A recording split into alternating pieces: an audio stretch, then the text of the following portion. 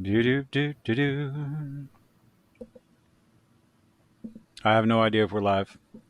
Are we live? Hi, everybody. Well, let's see. Welcome, Oh yeah, welcome. we're live. Here's to good things. Tonight is kind of special. Why? Oh Lord. Let's see. Oh, as Why is tonight special? I sit there and go live as I'm in the middle of trying to look something up. Porn? Um,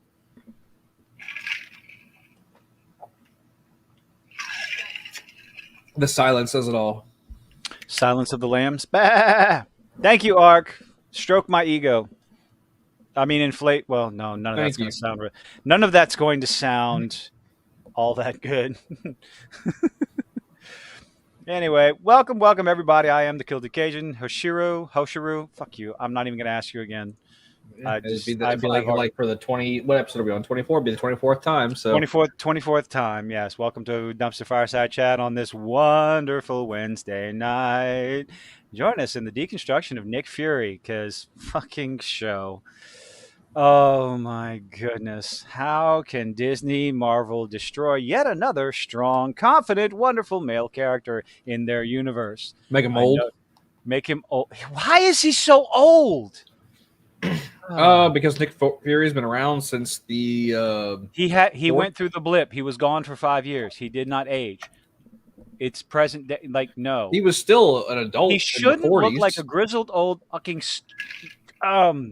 fisherman. Okay, that's what he looks like. He looks like that lighthouse dude at No, the not the dock or 40s. What whatever. was it? About The to tell you about 60s, the 80s, the 60s. I don't know. When was Captain Marvel? Or what time When was that? was Infinity? When was Endgame? Mm, When was Endgame? 5 years after that, though, he should not. He should not look that damn old. I think Infinity Wars took place during 2019, I think. Like, so it's 5 years, so it should be 2024 for them. So he was probably about 30 years old in uh in the Marvel movie. So I think it was the 60s because it was during the Cold War. So that so give him another 40 years. Make jokes. Stroke. What are we stroking here? Let's see. He'd be 60 Do it. Do it, Ark. Make the jokes. Make the jokes. he'd Come be on. at least I dare you. he'd be at least 80 years old right now in the Marvel timeline. Really? I was guesstimating if he was in his 30s in Captain Marvel, he'd be at least 80 by now. So if you So want he's to know supposed what, to age. I mean, like he didn't have any sort of genetic engineering to make no, him Nick Fury has age never had that slower. except he's No. never had that except for in Marvel Ultimate Alliance 2, where he took some kind of like alien DNA and turned into like a super. He was the final boss of that game. Spoilers, Oh, but that game is like 15 years old. So if you get spoiled, the final boss. he is like the DNA corrupts him and he becomes evil. Yeah, don't do that. Don't get yourself in trouble. Wait, what? Ark was talking about making jokes. I mean, you can make jokes here. We won't care.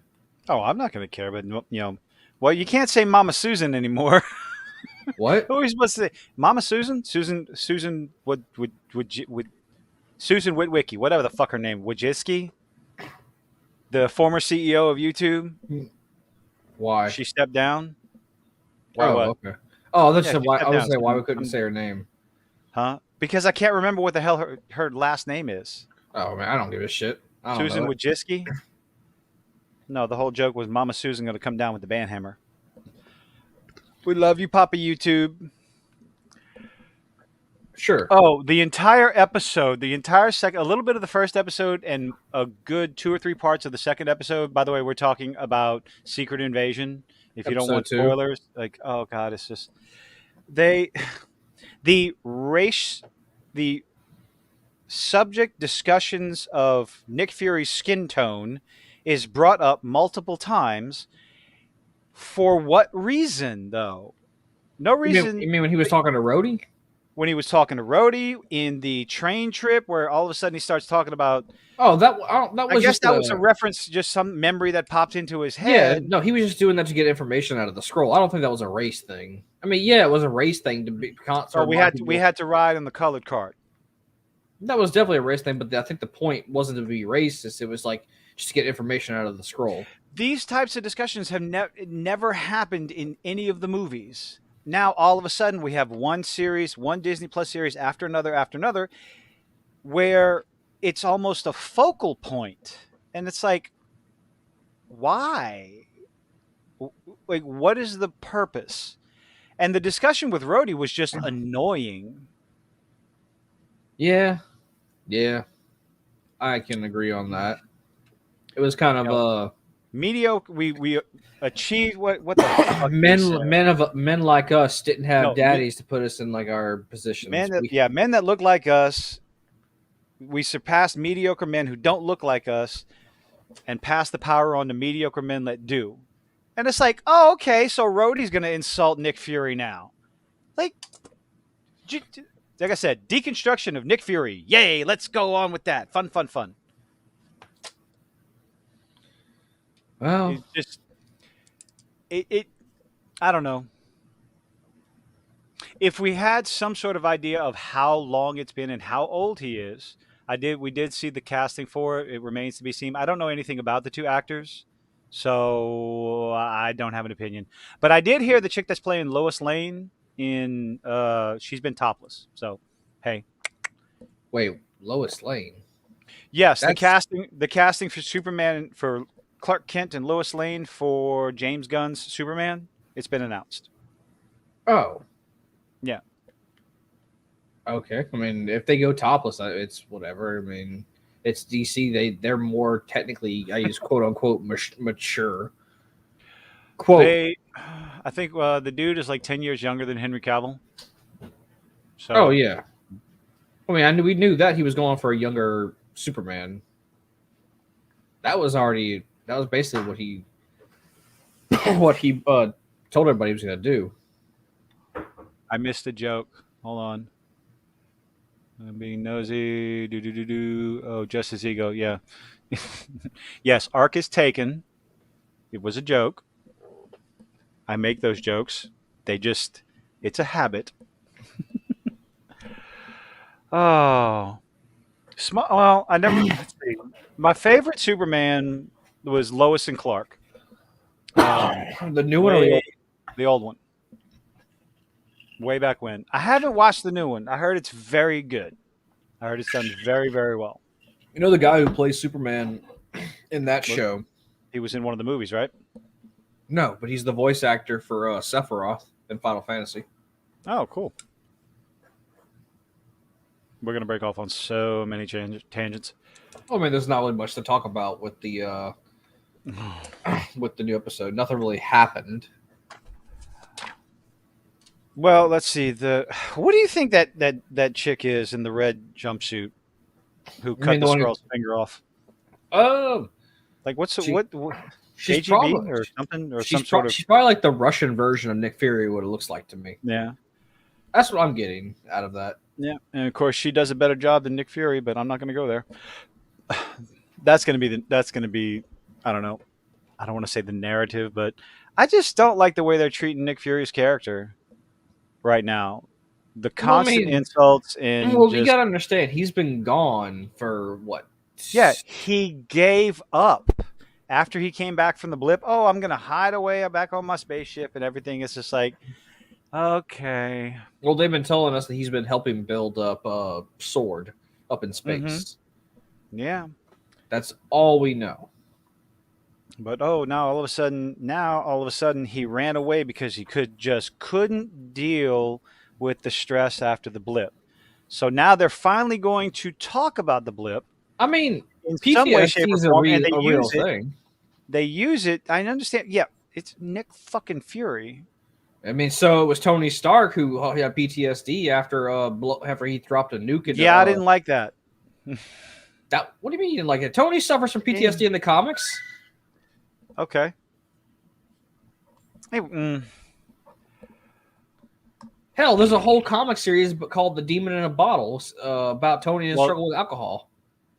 Like they are human, dude. They do yeah, have. oh, I know. It just the way he was portrayed before, and the way I don't know. I would like to see if by some odd miracle, by the end of this series, Nick Fury goes on a massive redemption arc and to, I guess, I don't know, not rejuvenate, just to reinvent's not the right word. What the hell word am I thinking of?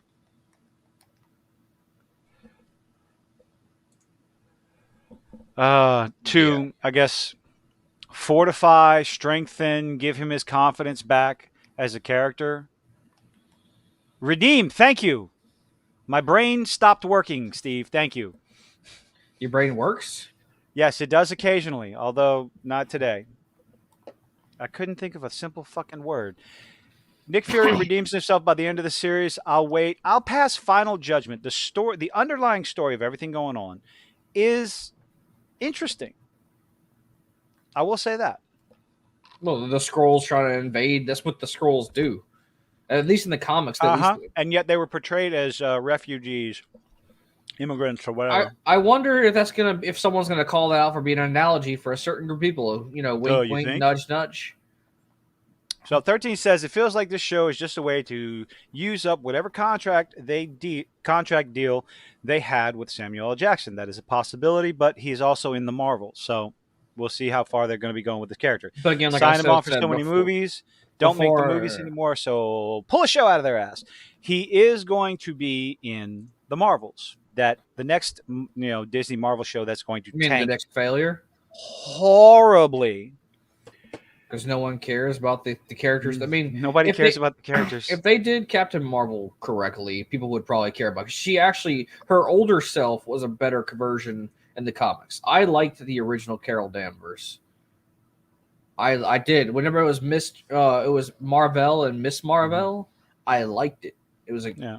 it wasn't all like I'm better than everybody attitude.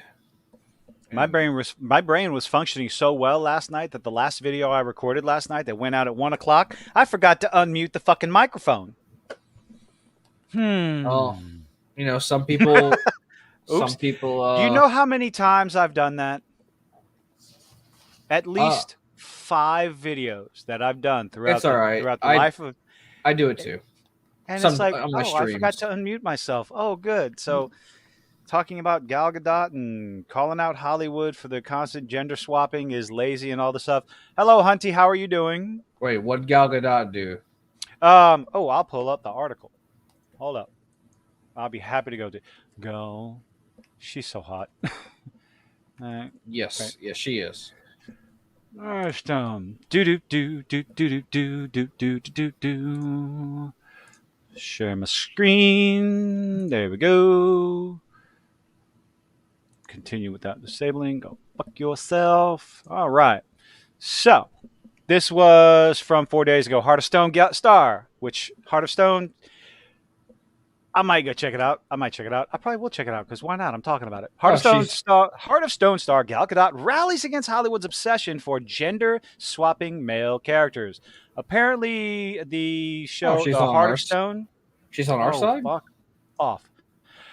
Oh, you mean she's intelligent? Yeah. So apparently, Heart of Stone is some sort of intelligence operative. Rachel Stone. So compared to being the female James Bond, she doesn't like that. Let's see. For that reason, she wanted to make sure that Rachel Stone was a character built on her own DNA. But here's what Gal had to say. Is that the only thing? Wait, she says a couple of things. Oh, too far. Hold on. I wanted to show a great story about a female character who is doing it in the action genre. Right? She is thriving, but at the same time, how many times have they just switched genders? Thank you, babe. I love this woman even more. Yes, I'm simping over Gal Gadot. Wonder Woman. They take a story that's all about the men and they just change it to a woman and then go shoot it. Yeah, to me, it was so important in the DNA to make Heart of Stone a little different because men and women are different. She's canceled. Men and women are different. They're built differently. They operate They're differently. not gonna cancel Gal Gal. Gadot, it was so nice knowing you. Thank you for being so based. My God, they're not gonna cancel Gal Gadot. Oh, this part she was talking about doing stunt scenes and stuff, like trying to do her own stunts and all the stuff, and like female perspective of a male-dominated franchise. Yes, action movies are male-dominated franchises. Why? I've said this a few times because men want to go see men kicking ass. Hey, it's a power fantasy. Guess what? We've had them since we were little kids. We like just fantasizing that it put us in that role and go, yeah, kick ass, all that other shit. Women want Hold, to go hold, hold, see what? hold on. I'm gonna answer 13's question. Tell me Oh, if what we I'm got? wrong. Wasn't Captain Marvel a man who died and his wife absorbed his powers and became female Captain Marvel? Yes and no. 13. Captain Marvel I'll let you take was this one. was a Kree general who came to Earth, and he looked like a human, so he had a device that made him look human. I can't remember it was one of the two, and him and Carol got into a relationship. There was an accident where he used his powers too much around her, I do believe, and then he exposed her to the cosmic radiation that was his powers, and she had a mutant gene inside of her body. So so you know how the X-Men, they're mutants. Well, they call superpower people in the Marvel universe mutates, like the Hulk, Spider-Man, Captain America. These are all people who have the mutant gene in them, but the gene did not activate. It requires a outside trigger, like Captain America's super soldier serum, Spider-Man's radioactive spider bite, Hulk's gamma radiation. They're not mutants, but they have powers, so they're mutates.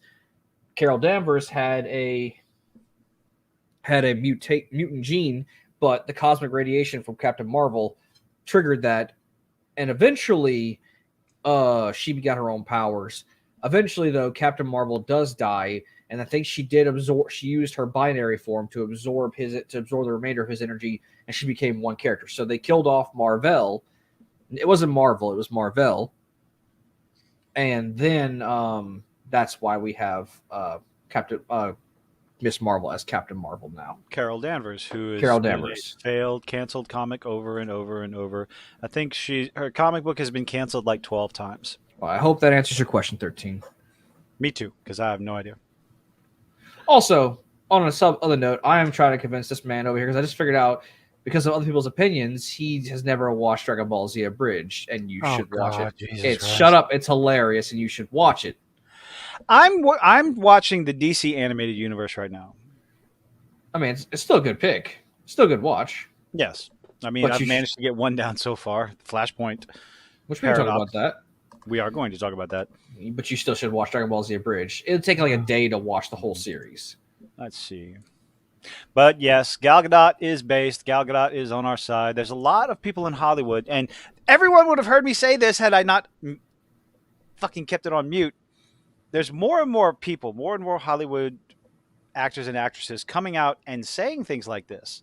So maybe, perhaps, in some way, shape, or form, the people responsible for our entertainment are actually waking up, maybe. Or maybe they're just not getting paid enough to shill. Oh no, the shills are still going to shill. The lamestream websites are still going to, try to justify their existence by putting out moronic articles, and unfortunately, they're losing the clicks. It seems like more and more people are going to normal. I say normal. I use normal in quotes. Thank you.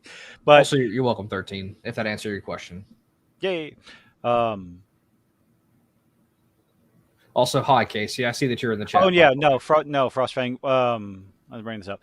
Women aren't gonna. Women. What I was trying to say is, women go to see the action movies, the male-led action movies, because 9 times out of 10 they take their shirt off. Why do you think? It was like the big thing is men went to see Aquaman because Aquaman, badass, kick-ass, all this other stuff. DC, Marvel movie, power fantasy. Women went to see it because Jason Momoa without a shirt. Which why do you think Thor getting all of his clothes ripped off in the trailer for the latest Thor movie happened? And do you know how many memes came out about moms going, "Hey, we're gonna go see that Thor movie you wanted to see"? Why? It shows a picture of him in their head as an image. Mm-hmm. Reasons. Yeah.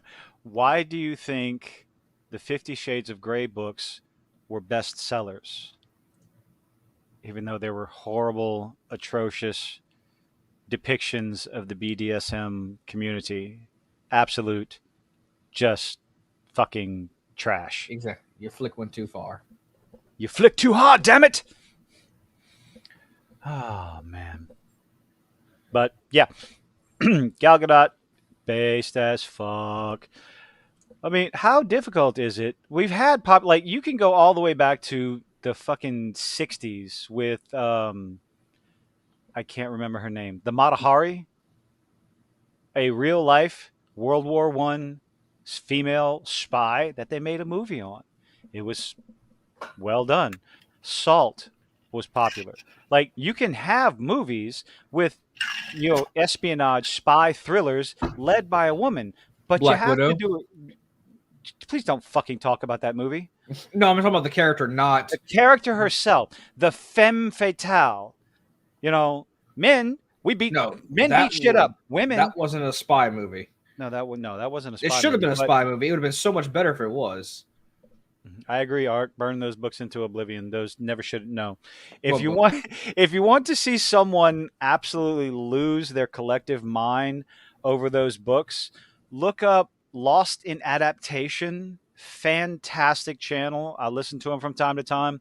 When he will take a book that has a movie adaptation on it, and he'll compare it.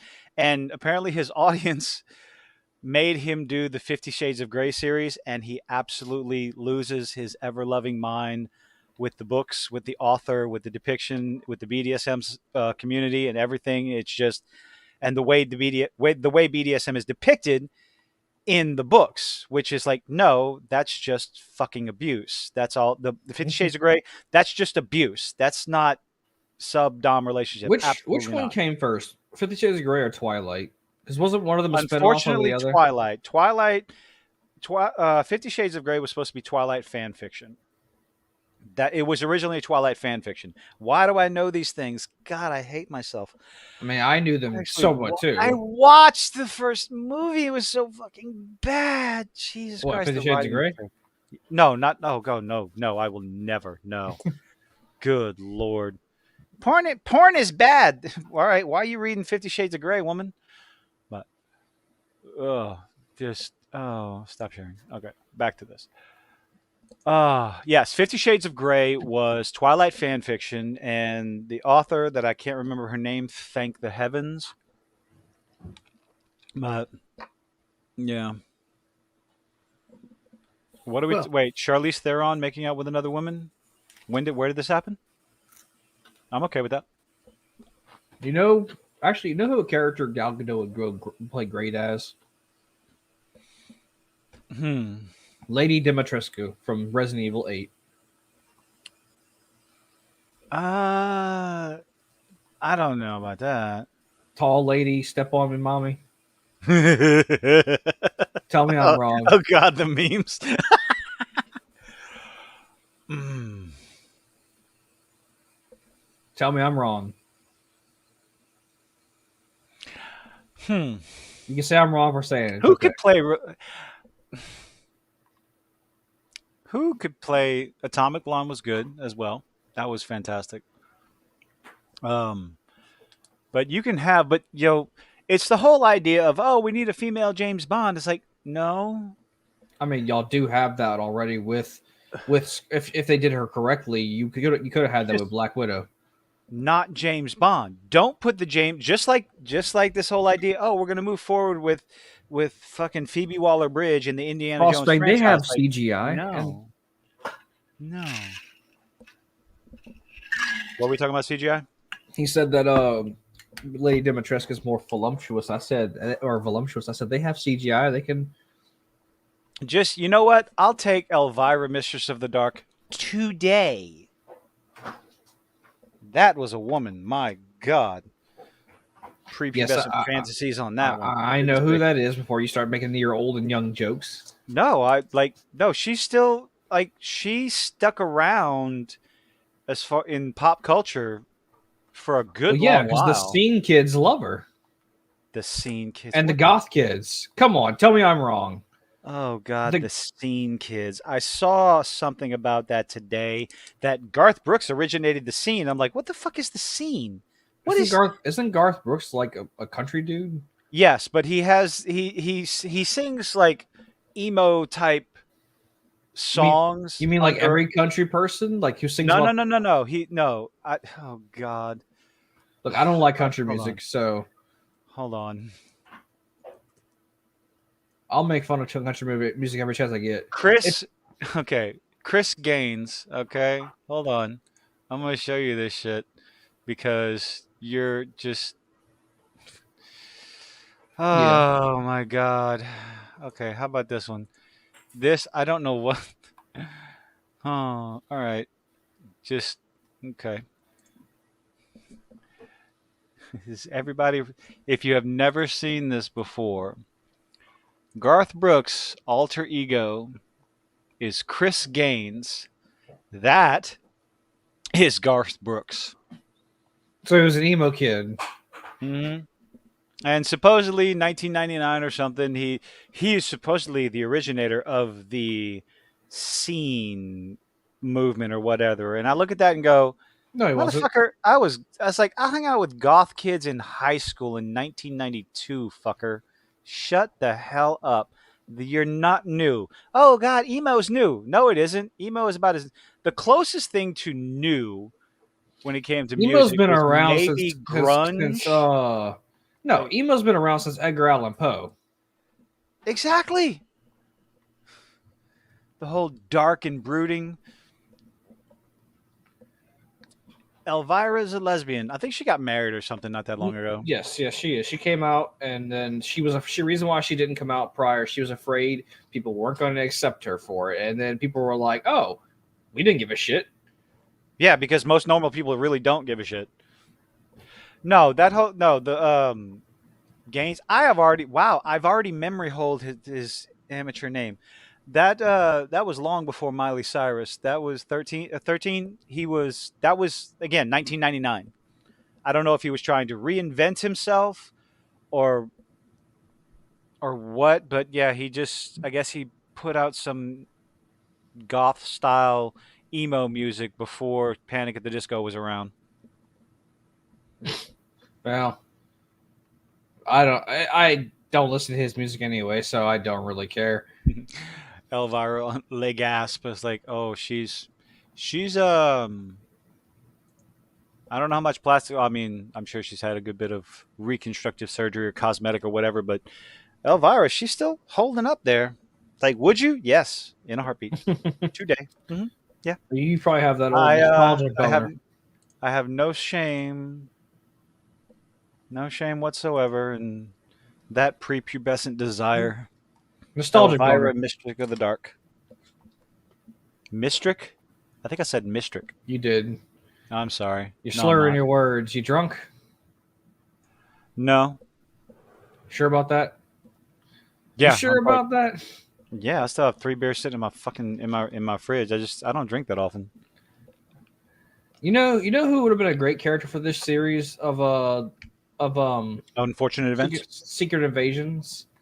They even had a throwaway line on why they're not calling in any superheroes. I mean, yes, because they don't want to have the Avengers get blamed for anything. But also, if they're anything like the MCU, if they're anything like from the comics, the Scroll can copy their powers. Mm-hmm. I think the scientist chick in that room, she's trying to make a serum to create super scrolls to in order to mimic the powers of the superheroes. Super Scroll was a person, not a. It was a singular scroll, not a. Okay, so then that's where the storyline's going. Then it's It's gonna be that dude who became the general. Watch, oh yeah, oh absolutely. but That's he's not. you can see that coming a mile away. The Super Scroll was meant to compete with the Fantastic Four, though, because he got all four of their powers. Oh my God, can you imagine? Do you think Disney has the stones to introduce a new superhero or super team on Disney Plus? You think they're gonna? Oh no, no. The movie was Or announced. should I say could they be smart enough to do that. No, I don't think anybody no, on that side has the creative, no, not has a. the I creativity possible. guarantee you, not a single one of them has read the comics. At least nothing past what they've helped written. I guarantee it. You know, it's funny that a lot of this shit started going downhill when Stan Lee died. Oh, it's been going downhill since 2016. Like this goes way back. I mean, unfortunately, it probably started before Ghostbusters 2016, but that movie, as far as the reception and the criticism and the reception of the criticism, that No, like just pushed everything to the forefront as far as the Hunty, stupidity and ideology and all that stuff. no, What? Hunty. Super Scroll was he's not like the cap. He's not like the super soldier. All the scrolls are super. They all have powers. They can copy anybody's powers.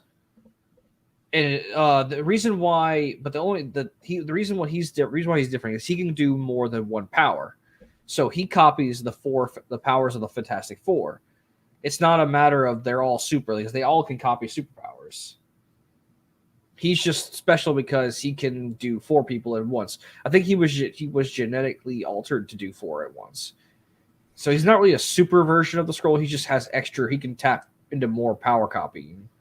Did you notice the names on the screen on the computer? You mean When Groot? Groot Uh, and the other, I don't know who the other two it were. was it was a frost giant. Yeah, Frost Giant, and And there was then one other one. Cole Obsidian. He was the guy the big buff dude that was one of the Thanos's. He was the big guy that they cut off his hand in early. Okay, okay. That was So with Groot, you have the ability to grow your arms out and elongate them, similar to Mr. Fantastic. You and your have the strength of Cole Cole Obsidian. Obsidian, similar to the Thing. Oh no, Cole Obsidian far surpasses the Thing. But God, no. I'm making comparisons since we're talking about Super Skrull, Fantastic Four. How this could be if they go down this path. We're speculating now because it's fun thing to do. It's actually what we're supposed to be doing when you're talking about interesting TV shows and comic books. You speculate. You go, okay, well they're doing this, and it's like, no, we're not speculating in a positive way. This is kind of like, oh, so to avoid. So they pull the Super Skrull from idea concept from the comic book. He was able Yes. to mimic the Fantastic Four's powers. So, but they don't want to. They can't introduce the Fantastic Four for whatever reason, They've technically already have with Reed Richards. and killed him. Yay! Thank you, fans. Okay, fuck that movie. Oh God! See, I'm trying to talk about something and speculate, and you put these terrible fucking memories back into my head. I have to remind you Stupid. that some of this has already been. They've already technically introduced Reed. So I mean, he's dead now. But Yeah. Mm-hmm. They it's just introduced the Illuminati. that's not the real Illuminati. The real Illuminati consists of Stephen Strange, Black Bolt, Reed Richards, Tony Stark, Namor, Professor X, basically leaders of their. It's Namor. Oh, fuck off. Okay, back to what I was talking about. I want to talk about something that's. I don't know like who Extremis was, and that last name.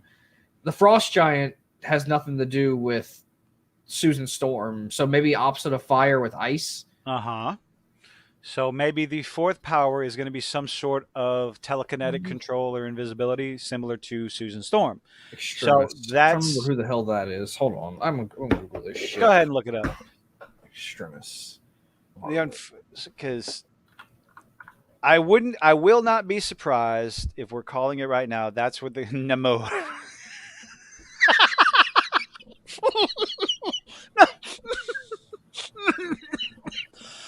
Hold on. Oh wait, wrong. No, not that one. Not that one. No, where? Hold on. The Extremis is a That one. virus. Extremis is Hold a. Are you alive? Are you dead? You dying? No, I'm not alive. I'm not alive. Fucking Steve got me.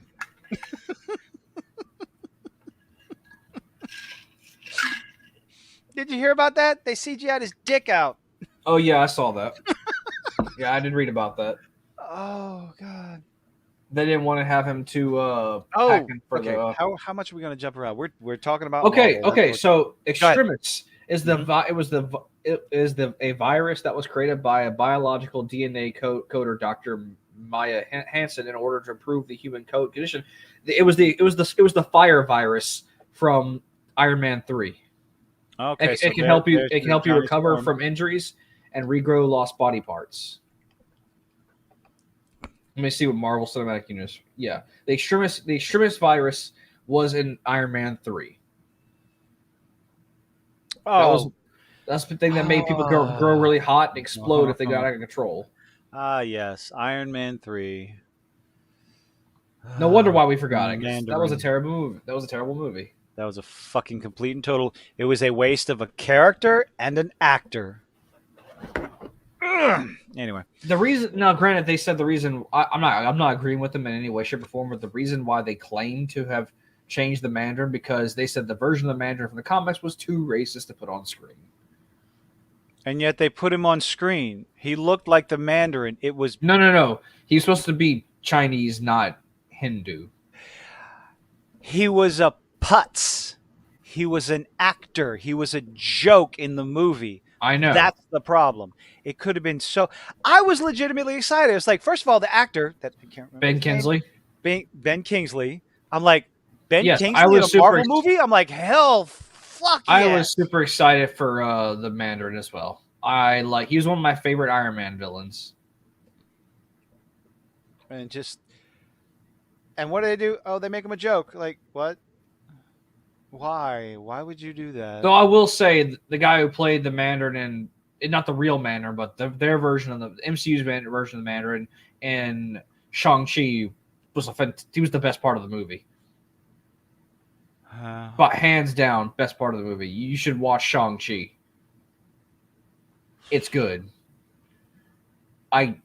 As much as I hate modern Marvel movies, Shang-Chi was good. It was really, really good. You should give it a chance and watch it. What's that? Wait, what? Shang-Chi. You should give No, I'm Shang-Chi not watching Shang-Chi. Why? It was good. I've heard enough about it. It will affect my. I know what happens. I try to stay like if there's something I genuinely want to watch. I had no interest in watching Shang-Chi. Don't fucking correct me. Or Shang-Chi. I'm sorry. It's Shang-Chi. I It's had no interest in good. watching the Eternals. Like these were not interesting. Like I had no interest in watching Doctor Strange, I guess, until I did, but that was before I was just watching stuff. Aquafina. God damn it, that was. See, now I'm remembering the stupid. Remember Scuttlebutt that song song. on the fucking scuttlebutt.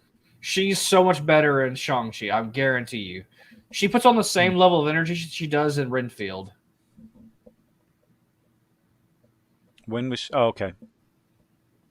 You know See, she was. Yeah. Oh wait, she was just an insufferable twat. no. Because she was an insufferable twat. I don't care if acting or not acting. You liked her character though. At least I think you It was did. okay. I understood her motivation, and it kind of made sense, but eh. You should give Shang-Chi a chance. Civil It's War was good. good. Civil War was fantastic. It was okay. Civil War was Civil. No, fuck you. No, it wasn't as good as the comics, so I will always judge it based on the comics. Nothing is gonna be as good as the comics. You can't constantly judge things like that. That's Can't how I bring will judge it because I'm a hardcore fan of Marvel. well authenticity, comparable authenticity. Yes, the comics is always going to be better. Just like with the Flashpoint paradox, the comic was better than the cartoon, and the cartoon and all of the Oh, above but the was a cartoon hundred was times much better better. The cartoon was so much better than the than live the action movie we got. Flash. Oh God, no shit. So how do you think with what's okay? Ark brought this up. Ark was saying did a comment on one of my videos that about like expecting a 72% drop off week to week for the Flash. I was expecting a drop off, but it was 83% Friday to Friday. Uh-huh. That is that's DOA. That's done. 72% weekend to weekend. Yeah, well, no I one figured it likes was gonna, Ezra Miller. dude. 60. I thought I was expecting a big drop off based on what I saw and the opening weekend numbers, and word of mouth destroyed this movie. It was But bad. 72%. Besides Michael Keaton, you know what? I'll give it to her. Supergirl did pretty well. I did like her I will character. give I'd it. like. I will I give would like her to. I would credit. like to see more of her. I will give credit where credit is due. Supergirl. I wasn't happy that they swapped her out for swapped out Superman, but I will give her credit where credit was due. She did Totally good. okay with it. Well, how do you feel about it now after you've watched the cartoon? Totally okay with it.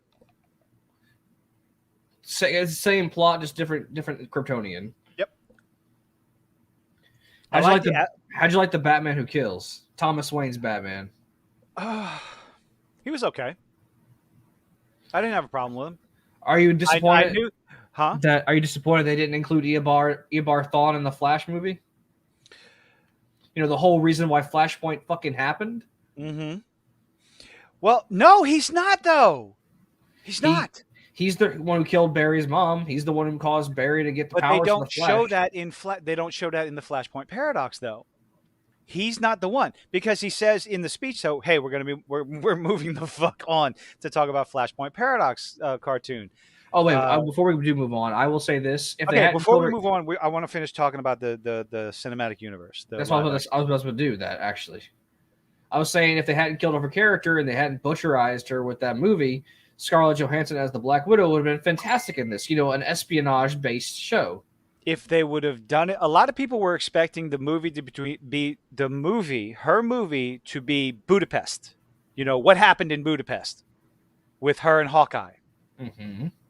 Okay, that's what people were hoping for, and I think that would have done a hell of a lot better. We had 10 people watching. Hello, everybody. This is awesome. I'm sorry. Hello. I'm easily amused. What I was saying earlier before we started the podcast, that I think this show could take place before either the Marvels could take place before this, is because they've been doing so. Scarlet Witch took place before, or not Scarlet Witch. Black Widow took place before Endgame, right after Civil War. So that they did a time backup with that one. Ant-Man took place in between Infinity War, or took place during the time of Infinity War and Endgame. So technically, it was before Endgame timeline wise. Hell, Captain Marvel and Captain America took place before all of it. So they have no issues with doing movies out of chronological order. So, but when you introduce the Marvels could be prior to Secret Wars. Yeah, that's true. Because Nick Fury is on board Sword, whatever the fuck it's called. It is Sword. Yes, you're correct. It's Sword. So it's the difficulty of all this. Apparently, with the Marvels, you have to have watched Captain Marvel, maybe even Secret Invasion, but you had to also watch Miss Marvel. You really don't have to watch Miss Marvel. They don't explain shit because I watched Miss Marvel. But how are you even going to know who the character is? Well, I mean, fair, but it's not worth the watch. Yeah, but having so many Disney Plus shows, and then having those characters move into the movie, like if you didn't watch, they expect you to watch everything. They expect you to. Yeah. But normies aren't going to. The fans are going to. The people who are actually invested in all this other stuff. Yeah, extended Marvel flashback. Come in. Who's going to know who Monica Rambeau is? No one. The only reason I know who Monica Rambeau is because of guys like Eric July and Friday Night Tights and Az and all of them who have been fans of the comic book for so long, and they know who this character is. I would never have known that his name was pronounced Marvel or anything like that. Did you? I mean, well, yeah, that's what it was. It was Marvel. Wikipedia, yeah. I have been wanting to do some deep dives on the Marvel, I guess the superhero Wikipedias for DC and Marvel. You can just ask me questions and I can give you answers. I could do that as well. If I don't know, I'll find out. So I have other sources.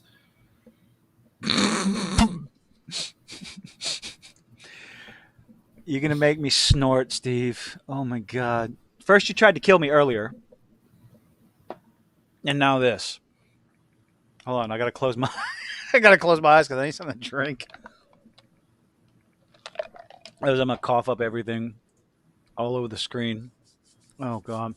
So, with the absolute abject failure of the Flash, as well as James Gunn coming out and saying complete and total reboot. We're not taking any of these characters. What's going to happen with Blue Beetle and Aquaman 2?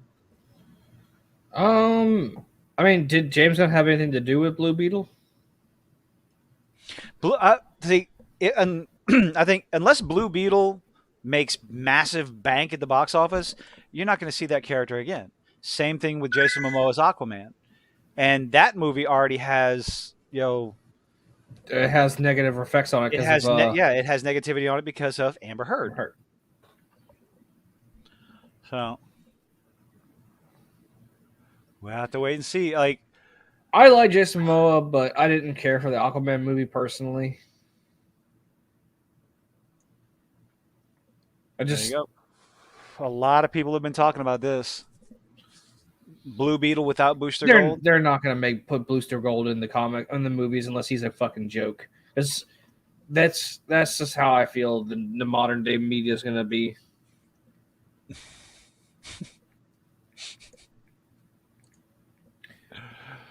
Someone coming to my defense! Yay!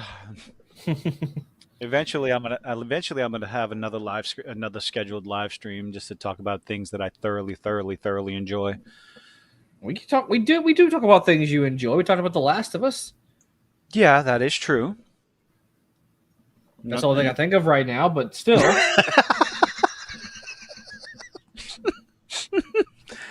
Oh man.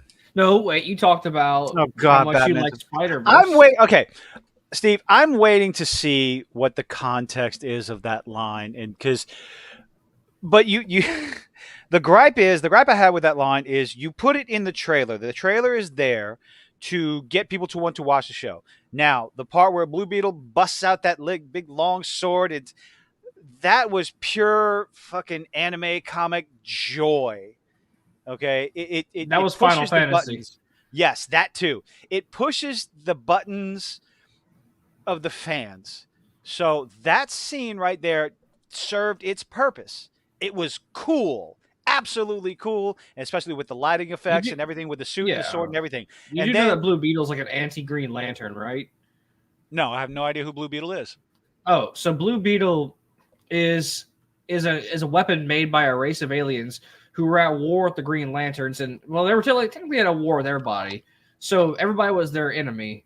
So they made a suit or a biological weapon that was a counter to everybody, even crypto. It's an anti-everything suit. That means it's possible to kill Superman with it. It's possible to kill the Green Lanterns. It could technically keep pace with the Flash, but it really depends on who the writer of the comic is. It's a Vox Machina, or not a Vox Machina. It's a Dissect Machina suit.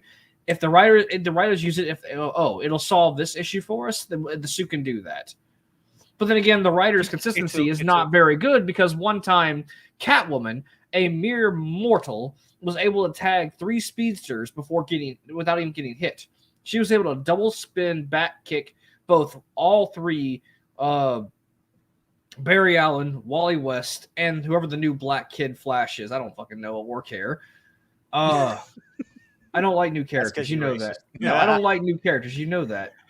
Somehow Catwoman was able to kick and knock out all 3 of them when they were speeding towards her while she was talking to Batman. I shit you not. There's no way. I don't give a fuck how good her cat senses are. She should not have been able to backflip kick all 3 of them in a mat. All 3 of those speedsters. Yeah. Where does Exo Manowar fall in the timeline? I guess as far as Blue Beetle, which came first? I think Blue Beetle came first.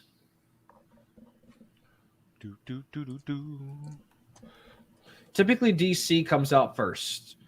Very few times has Marvel beat them to the cut. I think Namor was before Aquaman, though. Oh, wow. First appearance, Mystery Men Comics, 1939.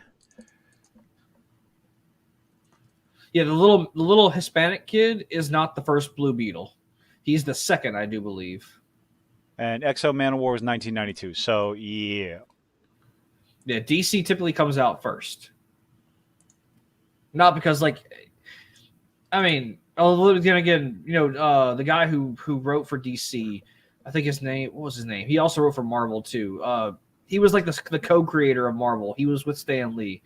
Oh, what the fuck is his name? the other Jewish guy Not Dick, but that created Black Panther. Sorry, what?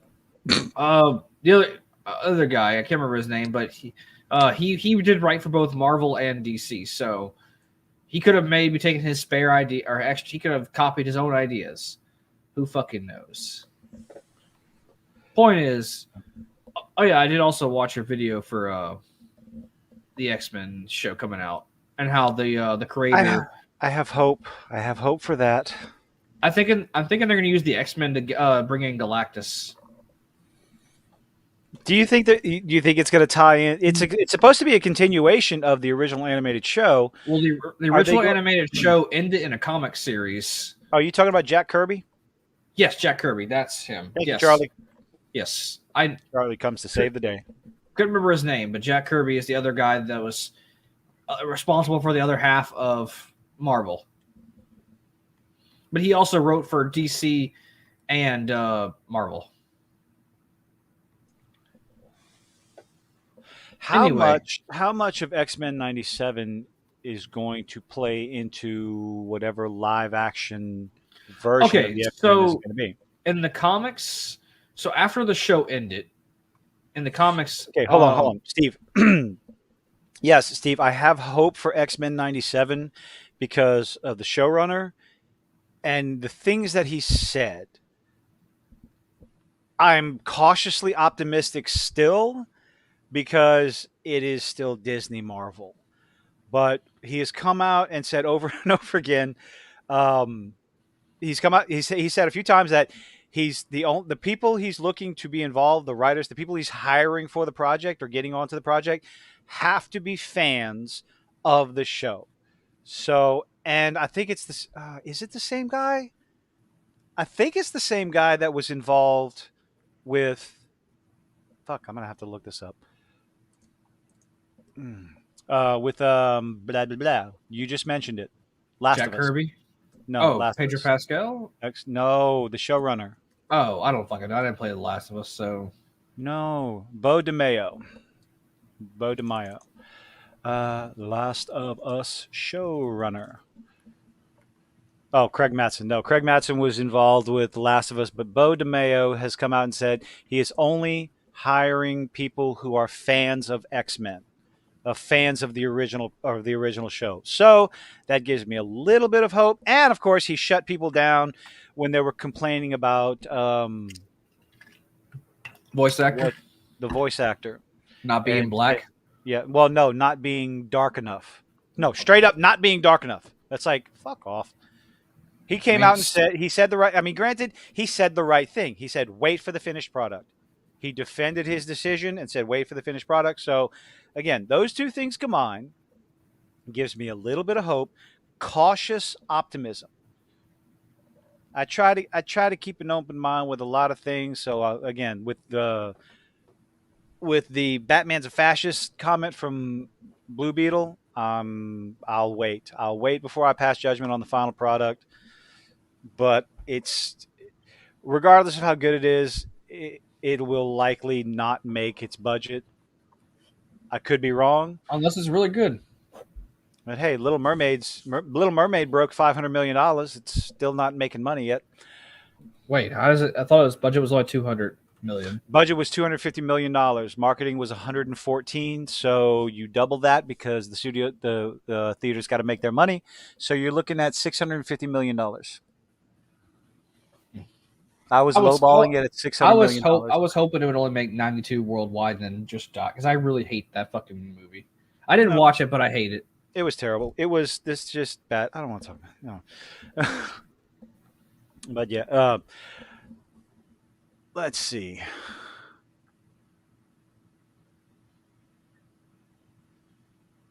Silence. Okay. Oh, Figured sorry. you would.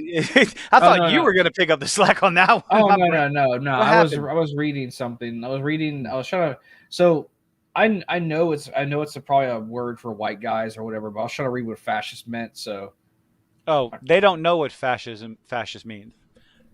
Most of the So people use I'm gonna read the people I'm gonna read use the these words and they have no actual idea what it I'm means. gonna But read the dictionary term. read the Fascist dictionary noun. definition. All right.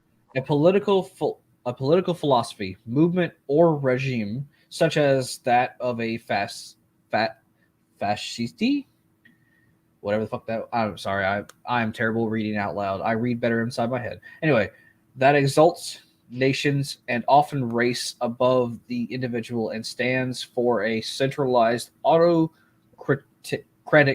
government headed by a a dictator, Dictatorial. dictatorial leader, severe economic and social regimen. I can't fucking read right now. Okay, suppression and of opposition. I feel so much better about myself now. I read better inside my head. Fuck off. I feel so much better. Thank you.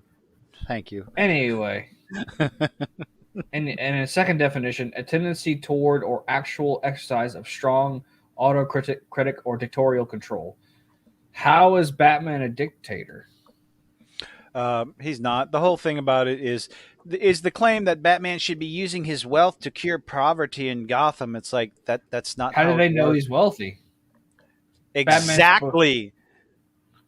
Bingo. granted, typically Batman is the one who pays for everything.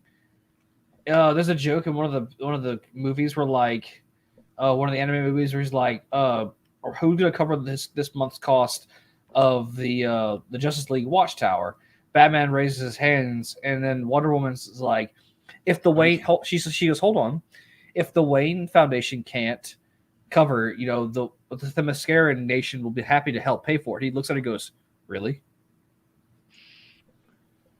It's Batman. Wasn't his yeah, his response was more like, yeah, No, no, don't worry about it. no. His response was, really? Really. Um the Batman's comment when the lasso of truth was on him on the bridge was so fucking stupid. Which I was it surprises me that Gal Gadot stands for what she stands for. If she was okay with making that, well, then she probably just got a fat check just for fucking showing up. oh, and that one. I'm not gonna gripe at her for that. She got what? She probably made a couple $100,000 just for showing Oh up on no, set. she probably at least made cool million for shit like that. But no, his whole comment about it's like using his money to cure poverty would solve the crime in Gotham. It's like I was listening. Little Platoon was talking about it, and he made a very damn good point. It's like that's not how it works. That's not the motivation. Like Batman's Rogues Gallery, the poverty is not their motivation to commit crime. So no, like all the crime in Gotham City, the crime problems in Gotham City have nothing to do with poverty. That's not their motivation. That's like, oh, suddenly there's no poverty. There's still going to be crime. Like that's not how it works. That's not how any of it works. So having Batman, Bruce Wayne, actually legitimately believe that because that's what the lasso of truth does is just no. Defeats his character.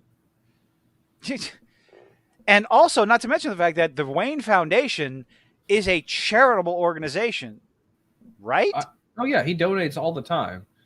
So that the idea that Batman's this, Batman's that, Bruce. I mean, even if you want to go down to the brass tacks of Bruce Wayne, should be doing more to help Gotham. It's like the Wayne Foundation. It's like no, he does. He do all this stuff, but to have just putting that ideological nonsense in the movies is just that's the problem. That's the problem a lot of the fans are having. It's the ideological nonsense, modern day, real world nonsense.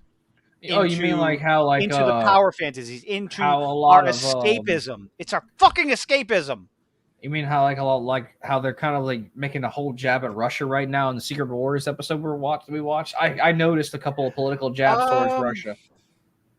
Well, that's par for the course with anything because Russia's been the big bad guy for the United States forever and a day. Yeah, the Cold War, yeah, it's still going on.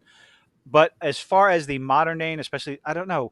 I guess it would depend on when the Secret Invasion was written, because the Ukraine bullshit is not that old in the Dude, grand scheme of things. it was written prior. You look as fast as these guys been pumping shit out. You can't tell me Shit, that. yeah. Emphasis on the shit part. You can't tell me that this wasn't written like hastily during that time. I think because I think it's about almost a year old now. I think, isn't it, or half a year? Yeah, I guess maybe so. Yeah, I do believe that I can't imagine. Well, maybe, I don't know. it was probably written around that time. I think. It's more likely that they're going to dump on Western shit than fucking around with the Russia and Ukraine, kind of stuff. I don't know. Well, either way, When has Disney made jabs at China? um, never. Oh, you're saying, oh, I dare you. Okay. Yeah, that's never going to happen. They have so much, even though as of late China hasn't really been wanting to show any Disney movies, like much less Western movies. Like most of the stuff they've been That's because doing their own shit. they don't care for people of certain melanin content in their skin Well, over there. also, it's not just that. They're very racist. We all know that. Surprise, surprise. Um, an actual article came out from China that Disney needs to stop with the ideological pandering and like all that shit, the whole checkbox thing. What do It's they like, do? wait, what? China's criticizing Disney for their bullshit? Like, what the hell? It's like, what is this timeline? It Well, was a I mean, very bizarre thing. they're not wrong. No, they're not wrong, but it's coming from China. I mean, technically, it's coming from everywhere. Because I mean, hell, No, but it even was Egypt was doing that, and that's over in Asia with that Egypt whole with Cleopatra. Cleopatra shit. That was funny. Didn't the actress call out the whole country for being racist? Someone tried to convince you that China wasn't racist.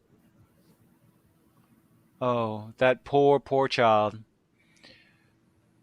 Like, do they not understand what an ethno state is? Like, sorry, that's China, and it's just a fact. I mean, no. Oh my dear. Oh Lord. Oh Lord. You interact with some wild people, Ark. Well, that they're just stupid. No, well, I was trying to be nice. I don't have that quality. Sorry, Ark. If Or they if they're or let me rephrase that, ignorant. Let's just say that ignorant. You ignorant. they no, that's ignorant. You're ignorant. No, no, that's ignorant. If anyone doesn't get that, it's from South Park. I haven't watched it in forever. I love South Park. I don't care what anyone says because they make fun of everybody. I don't, and they don't care. Yep, I love it. That is definitely one of the best things about Matt Stone and Trey Parker. Or Trey Park. What is it? Trey Parker? Yeah, you got it right. It's about. Yay, I got it right. I mean, not every episode's a banger. So, But it's the fact that they have no problem with the low blows at everyone. I am That not a fudge packer. I love that episode. Like they're trying to they make fun of Tom Cruise a lot. Tom Cruise was working in a fudge packing factory. He was literally packing fudge into a container as he was screaming at them, "I am not a fudge packer." And like, no, but you literally are a fudge packer. You know, making fun of the whole thing about Tom Cruise being gay. Mm-hmm. He hates He's not South gay, Park he's just so crazy. much. But he's goddamn entertaining. I've actually never seen a single Tom Cruise movie. How? The only movie I've ever seen him in wasn't a movie he starred in. It was whenever he was wearing the fat suit in Tropic Thunder. Like, you never seen Labyrinth? Nope. Not. Oh God. Oh no, I said that. Legend. The movie Legend, not Nope. Labyrinth. Oh no! You want to talk Never, about a malfunction? Jesus Christ! never seen any of the Mission Impossibles. I didn't see his remake, his reboot of The Mummy. No, John, don't. Oh, no, that was interview with. I did enjoy the interview with the vamp. Oh, I completely forgot he was in that movie. You're absolutely right. I did watch Interview with the Vampire. I have seen a Tom Cruise movie. I stand corrected. You need to watch Legend. I mean, Tim Curry's in it. I mean, come on, That's the one where he's the Legend. giant demon dude. Yes, I do like Tim Curry. Tim I, Curry's amazing. it's such a shame that he had his stroke, and I mean he still voice acts. I think. Hmm. I miss Tim Curry. He was great. He's still acting. He's just voice acting because he can't physically act anymore. Yeah, he's looking a lot better now than he did when when it first happened. He looked rough as fucking hell.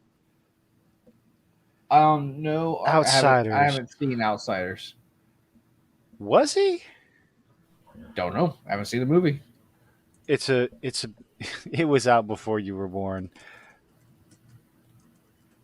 What was it? 1983. Oh, So we got Matt Dillon, C. Thomas Howell, Ralph Macchio, Patrick Swayze, Rob Lowe. Yes, Tom Cruise was indeed in it. Emilio Estevez. Yep, so I'm a little. Tom Cruise was in it. I have a list of movies for my girlfriend because she hasn't seen Insano Man. Oh God. Shut up! I love that movie. I Yes. love. Tim Curry was Long John was in the Muppet Treasure Island. Yes, he was Long John Silver. He was also in Home Alone 2. He was in Uh-huh. It. He was in Clue. Clue. He was in Clue. Charlie's Angels, the first one. The good one, actually, not the crap that we got. I actually liked the old Charlie's Angels with Bill Murray. Not the original Charlie's Angels, like the old show. I never watched that, but I did like the Lucy Liu, Cameron Diaz, Bill Murray. Drew Barrymore was her? Is that was who the third girl? They did was have it? two live. There are two different live actions. Oh They God. had they did two movies. They had Charlie's Angels. They did two of those movies, and I enjoyed them. Tim Curry was in it.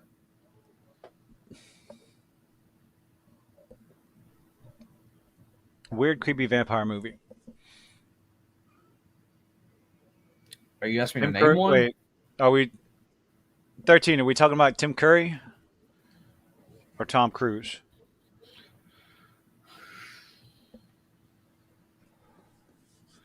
Beep, beep, beep, beep, beep. I don't know. Let's see. Tim Curry. Tim Curry. Oh, Tim Curry was also in the original Annie. The Worst Witch. 1986. The Worst Witch. He's been in a lot of stuff. Mm-hmm. Oh my lord! What in the god awful fucking hell is this? Oh, hold on a second. Oh, and let's not forget the Hold on. role. No, no. I love this man.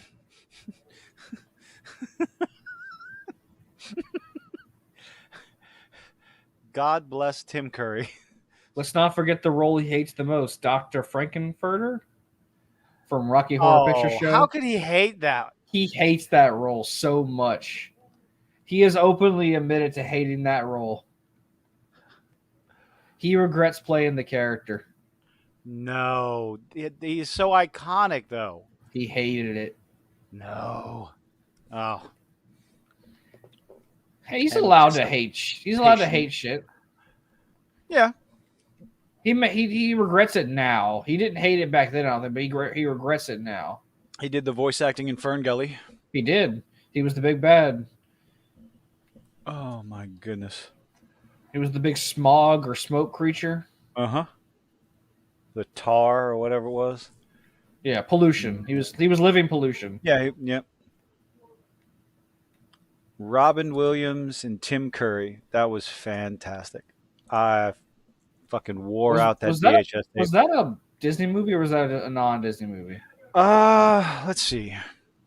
I think Fern Gully was Disney. You know, back when Disney made good animated movies. The Last Rainforest. Do do do That was the sequel, do. not that wasn't the original. No, that was the original. It was called Fern Gully: The Last Rainforest. Um.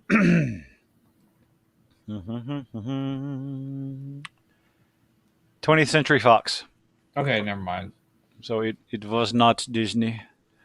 I mean, technically it is Disney now, but Well, at the time it was 20th Century Fox. Dun dun dun dun.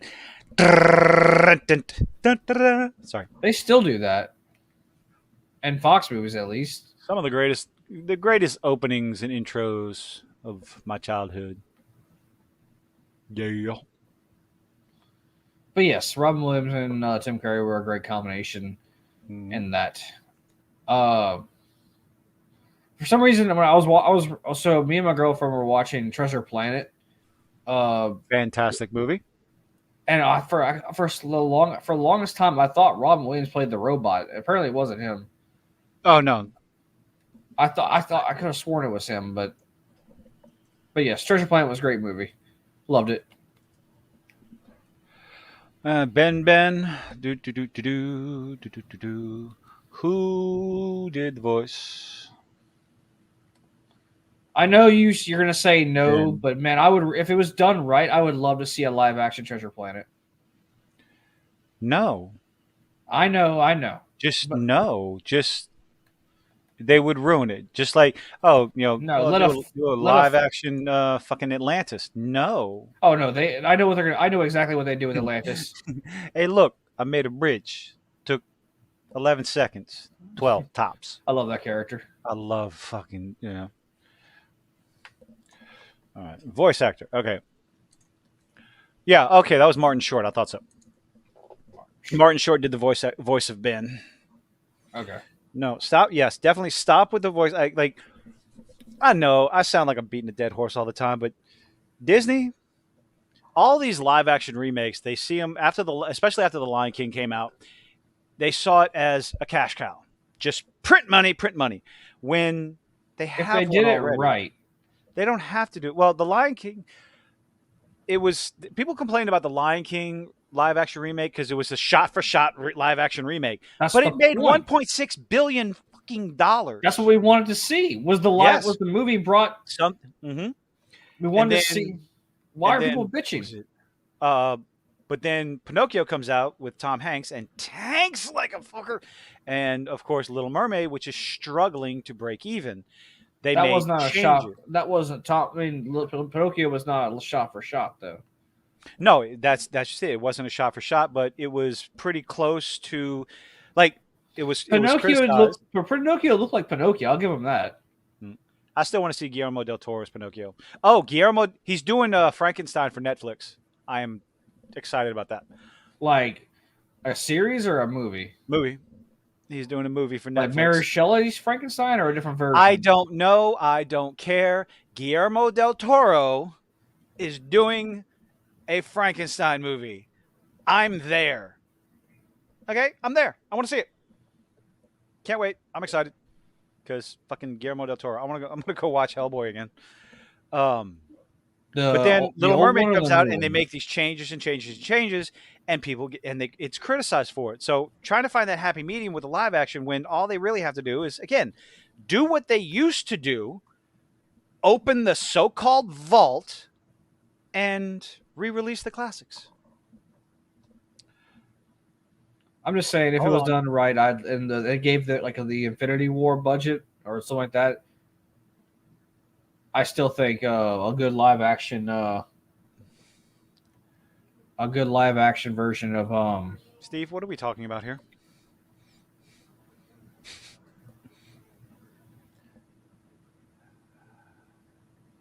that sounds familiar. I don't know where it sounds familiar, but that sounds familiar.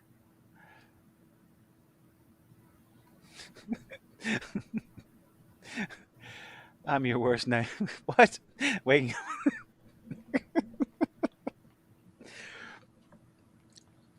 Loaded Weapon, never seen it, so I was wrong. Maybe someone made a quote. Oh no. Okay. I did enjoy the Loaded Weapons Loaded Weapon, Loaded Gun, all the parody movies. Parody movies need to come back. They need to Like bring those back. scary movie. Scary Movie, Loaded Gun, They 33 and a got so third. stupid though. Yes, we need some stupid entertainment. No, I mean like I'm talking about I'm talking about really retardedly stupid. I'm not. I mean the first. Airplane. I don't Go back and watch Airplane. like Oh God. the first three were great. 4 was pushing its luck. 5 was awful. Disaster movie. That was Stuff garbage. like that. I hated that movie so much. Superhero movie was bad. Fucking Yes. epic movie was bad. Like they were doing so well with the early shit, and they just botched it with the newer crap. With all the nonsense coming out, yes, Galaxy Quest is the greatest of all time. Rick fuck Snape, Professor Snape. Can't remember Rick Allen, not Rick Allen. Oh, Alan Rickman. Alan Rickman. I had it backwards. Yes, absolutely beautiful movie, fantastic. Uh, Like bringing back the parodies done well, that would be fantastic. Just Careful though, you might predict the future again, like Idiocracy. oh, that's almost a fucking playbook of where we are today. Wrong cup. So where were we? Oh well, we're talking about Secret Wars, and we got on a massive 30-minute tangent.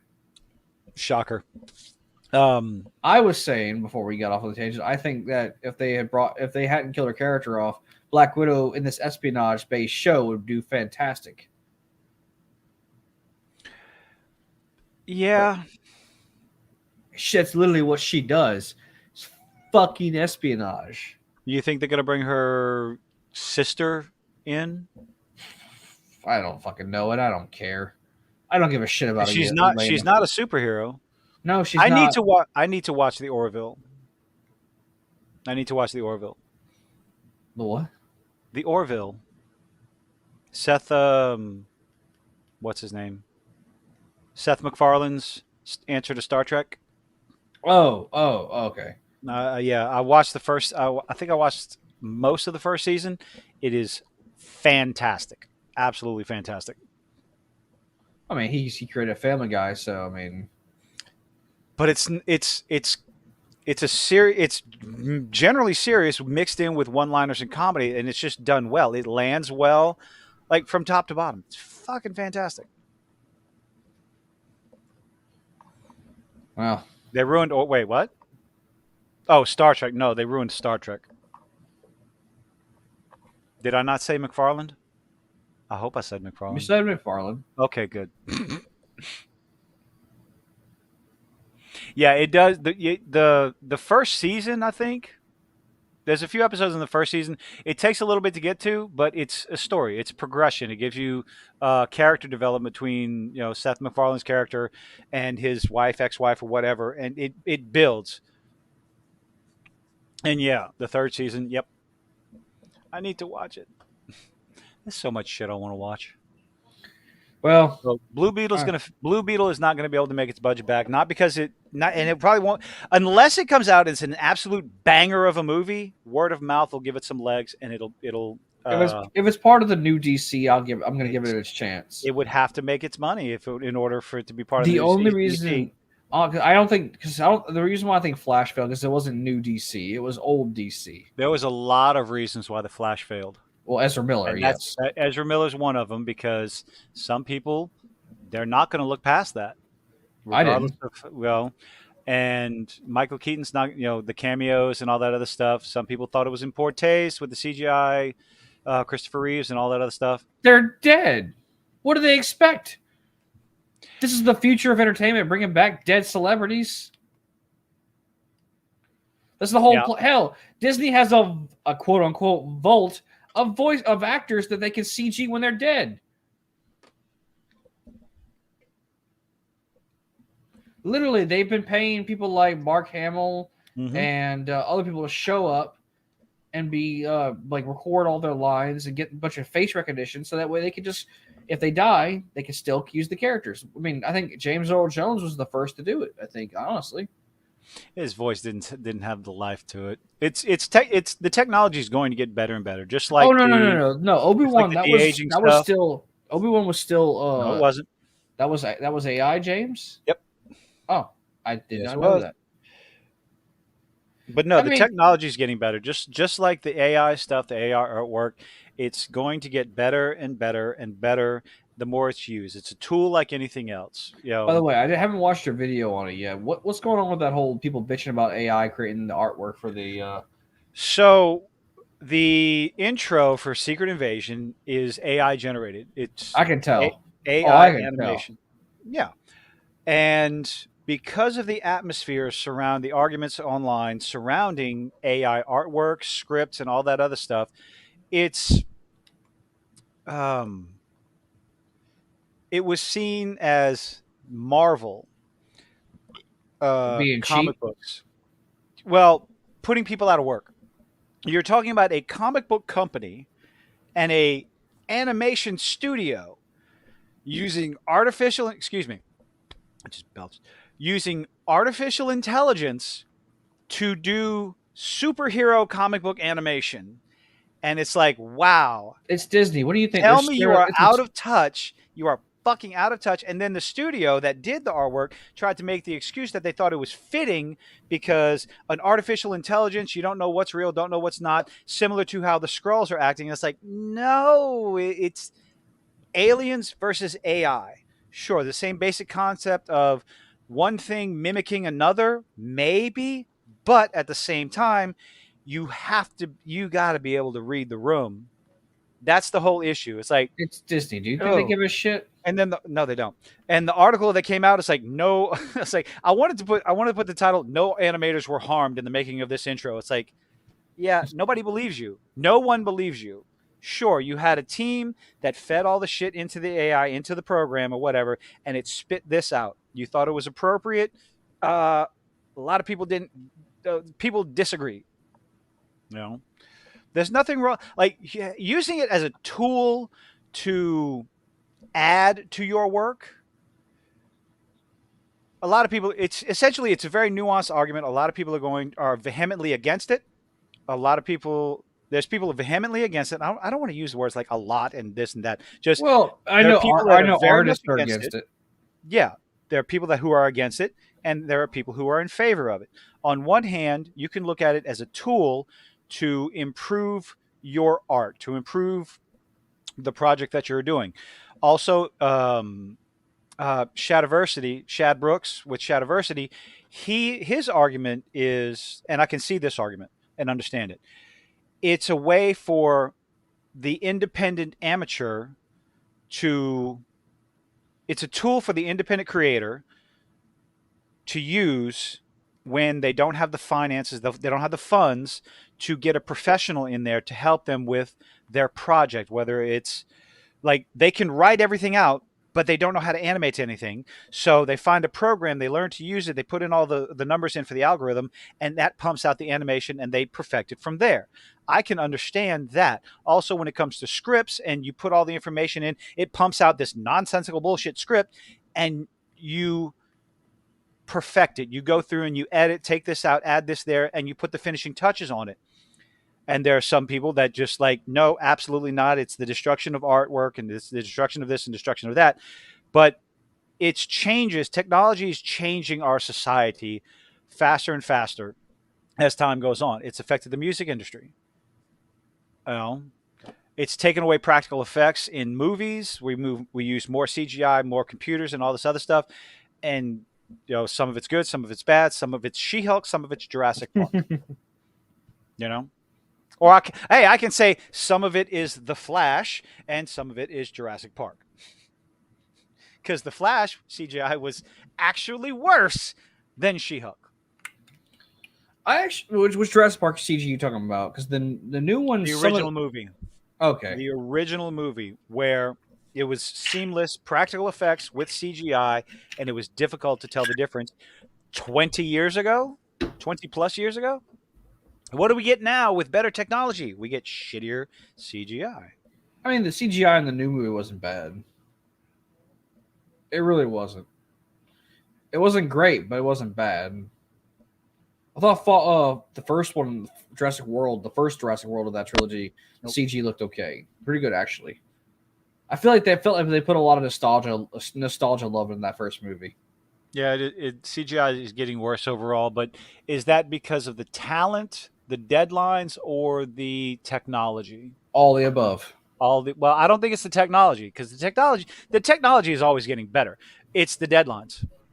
It's the absolute deadlines. There's numerous complaints. Studios have been talking about They took them the years to do the first Jurassic World movie, so yeah. there was no deadline for that. I think that's why that one looks the best. There was no deadline for it, as far as I one know. No, well, one of the main complaints coming out of the studios is the ridiculous deadlines that Disney Marvel is putting on these studios. They're not able to finish the work.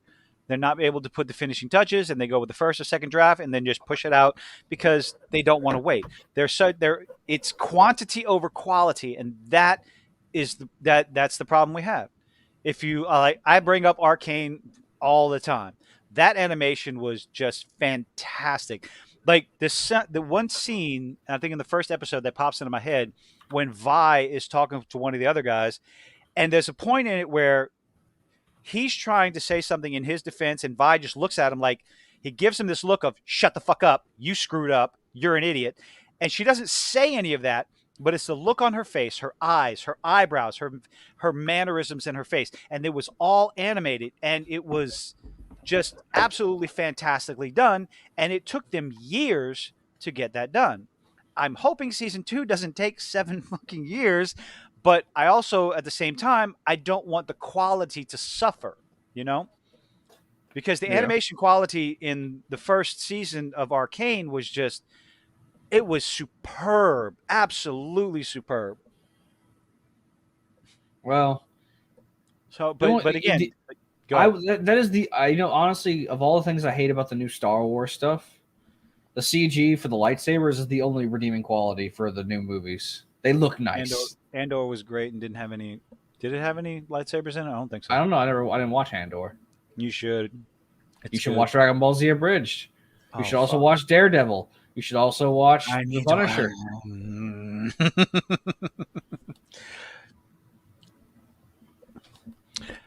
I don't like what they did to Loki, and no one can convince me otherwise that they ruined his fucking character, and Loki would not have believed a single solitary word that they were telling him to make him feel bad about himself because of where the character was pulled from. Anyway, Um, uh, no, I'm I'm I've trying to heard think. I've I'm just heard trying to I've think. heard I'm they not. I'm pulled not. him from the end of the movie Oh, the where he Avengers was movie. like you what? Well, you got to remember, him and Thor did team up the next time they showed up on screen because his mother died. Loki was okay. Granted, he did take over Asgard after it was all said and done. He would have just as soon wiped out the entire city before they captured him and wouldn't have batted an eye. But you're going to show him videos and convince him that, oh, he's a good guy now? Like, the trickster god, Loki, Yeah, I don't like. I know most people love that he's would a have anti-hero believed, now. He's an would have, anti-hero now, but I love the old Loki, like the pure, like I'm not switching sides no matter what. I'm evil to the core. That's the Loki I grew up reading in the comics, the video yes. games. But his character arc over so many movies was god damn. Excuse me. It was well done. Yeah, but I hate And when they turn. I hate they turn him into a good guy. uh That's just my personal. I like the old Loki yeah. better. But it had a progression. It wasn't just all of a sudden over. It wasn't just a flip of the switch. No, You know, they tugged on his heartstrings. I know, like the whole we were brothers and thing. We were. That was my family mother. is all about family. Where's Dom? Hmm. Yeah, his side. Loki was on his own side. Oh, where is Uh, this all going? Do you know uh, how much money Indiana Jones has to make before it makes money? nope. $900 million, Well, and that might be an under exaggeration. It's got a $300 million budget and probably the marketing campaign of 150 million. That's insane. I mean, I'm pretty sure they're banking on nostalgia, but people are gonna the first weekend. The first week is probably gonna do really well because people really want to see a good Indiana Jones movie. Maybe. I think it's gonna do at least 300 on its first opening weekend, just from those old nostalgia people. Hold on. Let me write this down. Y'all hear this? We're gonna write this down. And I don't know I where. think it's gonna fail after the first weekend. You think it's going to do $300 million opening Indiana week? Jones is a nostalgic movie for those old guys who grew up watching the movie as a kid. You tell me I'm wrong. How many of those guys are interested in seeing an old, broken, beaten Indiana Jones? In the trailer, you see Indiana Jones drunk, drinking divorce papers. That's in the trailer. Oh, well, then maybe 150 million then. Oh, and yeah, how much did Crystal Skull make? I don't know. I was a kid when that movie came Diminishing out. returns. Crystal Well, Skull, I was and a teenager when that it's came out. been Crystal Skull was not well received, I don't believe, No, I didn't like it. and um, Okay, it's so never so. mind. And Do you know someone how? Do you apparently know how much it's hold on, trending? 13 in the chat said their dad saw the original Indiana Jones in theaters and does not want to go see this movie. Oh no, no, no, no. Yeah. Now the numbers with the Applebee's gift card, the Applebee's stuff. If you spend, did you hear about that? If you Yeah, you spend spend thirty like five 30 dollars, bucks over at 35 Apple. $35, you get a free ticket. They're going. Disney's going to like Disney's so desperate they're giving tickets away. Please go see this movie. Isn't this Kathleen Kennedy's project too? Huh? Yeah. Didn't she have a hand in this? Oh. We're gonna have to watch it, aren't we, to review it? Oh, I'm planning on watching it. I don't know if I'm Oh, gonna go. I would have to figure out some sort of miracle to go watch it at the theater. I'll Like watch it. I am I don't curious. I don't want to give Kathleen Kennedy money, but I will go watch it because I have to suffer for all of you. I hope you all appreciate this. Um, I know it's already out. It's already out internationally because The Shad CG Brooks has done a doesn't review. the It CG does. doesn't look too bad on the young Harrison Ford. It doesn't look great, but it doesn't look terrible. It'll take longer than 2 weeks because I think there's with all the streaming stuff, what they started coming out with to get away from the day and date streaming and the theaters atrocity that was Black Widow, that they fucked that movie over. Is I think it's either a 30 or a 45-day guaranteed at the theaters before it goes to streaming services. So it's going to take longer than 2 weeks. Thank you, Ark. But Glad somebody appreciates that we have to go see this crap for. I miss going to the theaters and expecting to enjoy a movie. Granted, I did have that feeling when I went to go see the Mario movie. I was thoroughly excited for the Mario movie.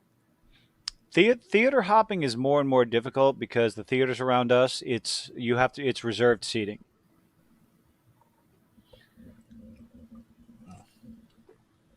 So it's a lot easier for free. Like if somebody goes in, it's like, oh, you're sitting in the wrong seat, you're out. Dude, they don't That get kind of paid enough stuff. to care. They don't get paid enough to care. Well, Do tell me the minimum wage workers are gonna give a fuck? I don't Please know. tell I me doubt that. it. I doubt it. I don't know. I sneak candy and chucking snacks into the theater through my pockets. I don't even try to hide it anymore. They don't say shit. Elemental is failing miserably. It was, let's see, which is unfortunate because, let's see, box office. Thank you, I'm Box Office Mojo. It's unfortunate because Pixar is like Elemental worldwide is $128 million. I really just want all these Disney movies to start making under 100 million, just so they can start failing, just to prove a point. Oh, they'll never make under $100 million. I'm that petty. I really really wanted the Little Mermaid to make like just at 92 million, maybe.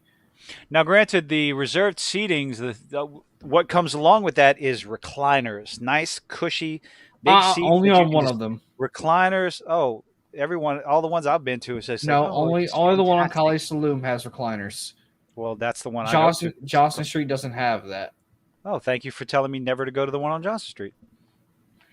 but they do have the fancy theater, the GPX one. That's the only thing that Johnson Street has. What's the GPX? What's that? It's like that super surround sound system that makes like the sound more, I use air quotes, in depth for the movie viewing, so you can like feels like you're in the movie. That's how they advertise it.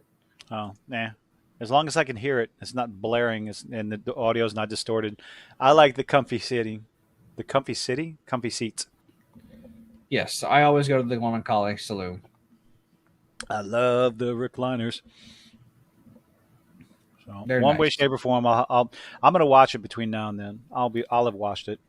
Yeah, I'll Granted, watch it too. I'm just not gonna be excited about it. I listened to world class bullshitters read out the spoilers for it after the Cannes Film Festival stuff because why would you why would you why would you show the movie 5 weeks ahead of schedule at cons? And yeah, the French didn't really care for it. They were bored and talking during the movie. So, but if the spoilers are correct, um, yeah, it Let doesn't me, let seem me like guess. Indiana Jones is gonna die in this movie. uh, you want to hear it? You know No, what? No, no. not on the live stream. We can do it after the live stream. I don't want to spoil it for anybody. Nothing in the spoiler said anything about Indiana Jones dying. So I'll say that. Fair. There's a lot of speculation. Other channels who have What's her name speculated is going to all become kinds the of stuff. new Indiana Jones? What happened to Shia LaBeouf taking the mantle? I'd much rather see him. At least he's funny. I won't spoil that. What is he dead? I will not spoil that. I mean, I know Disney probably doesn't want to work with him because I think he changed his image. Because I he think lost his fucking mind. he's still a good actor. I enjoy him. I grew up watching him as like from Even Stevens. And, Just do it. What? I mean, hell, there's a whole song. He's running out of the woods. It's Shia LaBeouf. Hmm. Someone made a D&D character of him, like the running through the woods. It's Shia LaBeouf. Oh god. Oh, Mini Me wants to see Rise of the Beasts. I mean, it's a kid. Let the kids go watch giant robots beat each other up. Oh, we're gonna watch it this weekend. I stopped watching the Michael Bay movies after like Transformers 2, I think. I just it was an I'll just go back and watch 1986 remember the cartoons. Transformers. Yeah. Oh I'll just go yeah, back and watch that's another Transformers the movie. tangent we went off on. I think I talked about it already, but I think they're gonna use the X-Men show to bring in Galactus. Okay. Because in the original comics, well, not in the comics. So when the show ended originally, the old X-Men cartoon, they finished it with a comic series, and they used the ending of that comic series to basically explain the origins of Galactus. As long as he's not a giant purple planet-eating cloud, I'm okay. No, they're not making that mistake again. They better not. Stupid. He wasn't even purple. He was gray in the movie, by the way. Whatever. Point is, so in the the giant purple cloud was at the end of Loki. Yes. So at the end of the comic, something I can't remember, it was a mutant alien or something like that was causing the end of the universe, and the X-Men just had to accept it because they couldn't stop it. No one could stop it. And then the universe, they said the universe is going to end, but we're not going to give him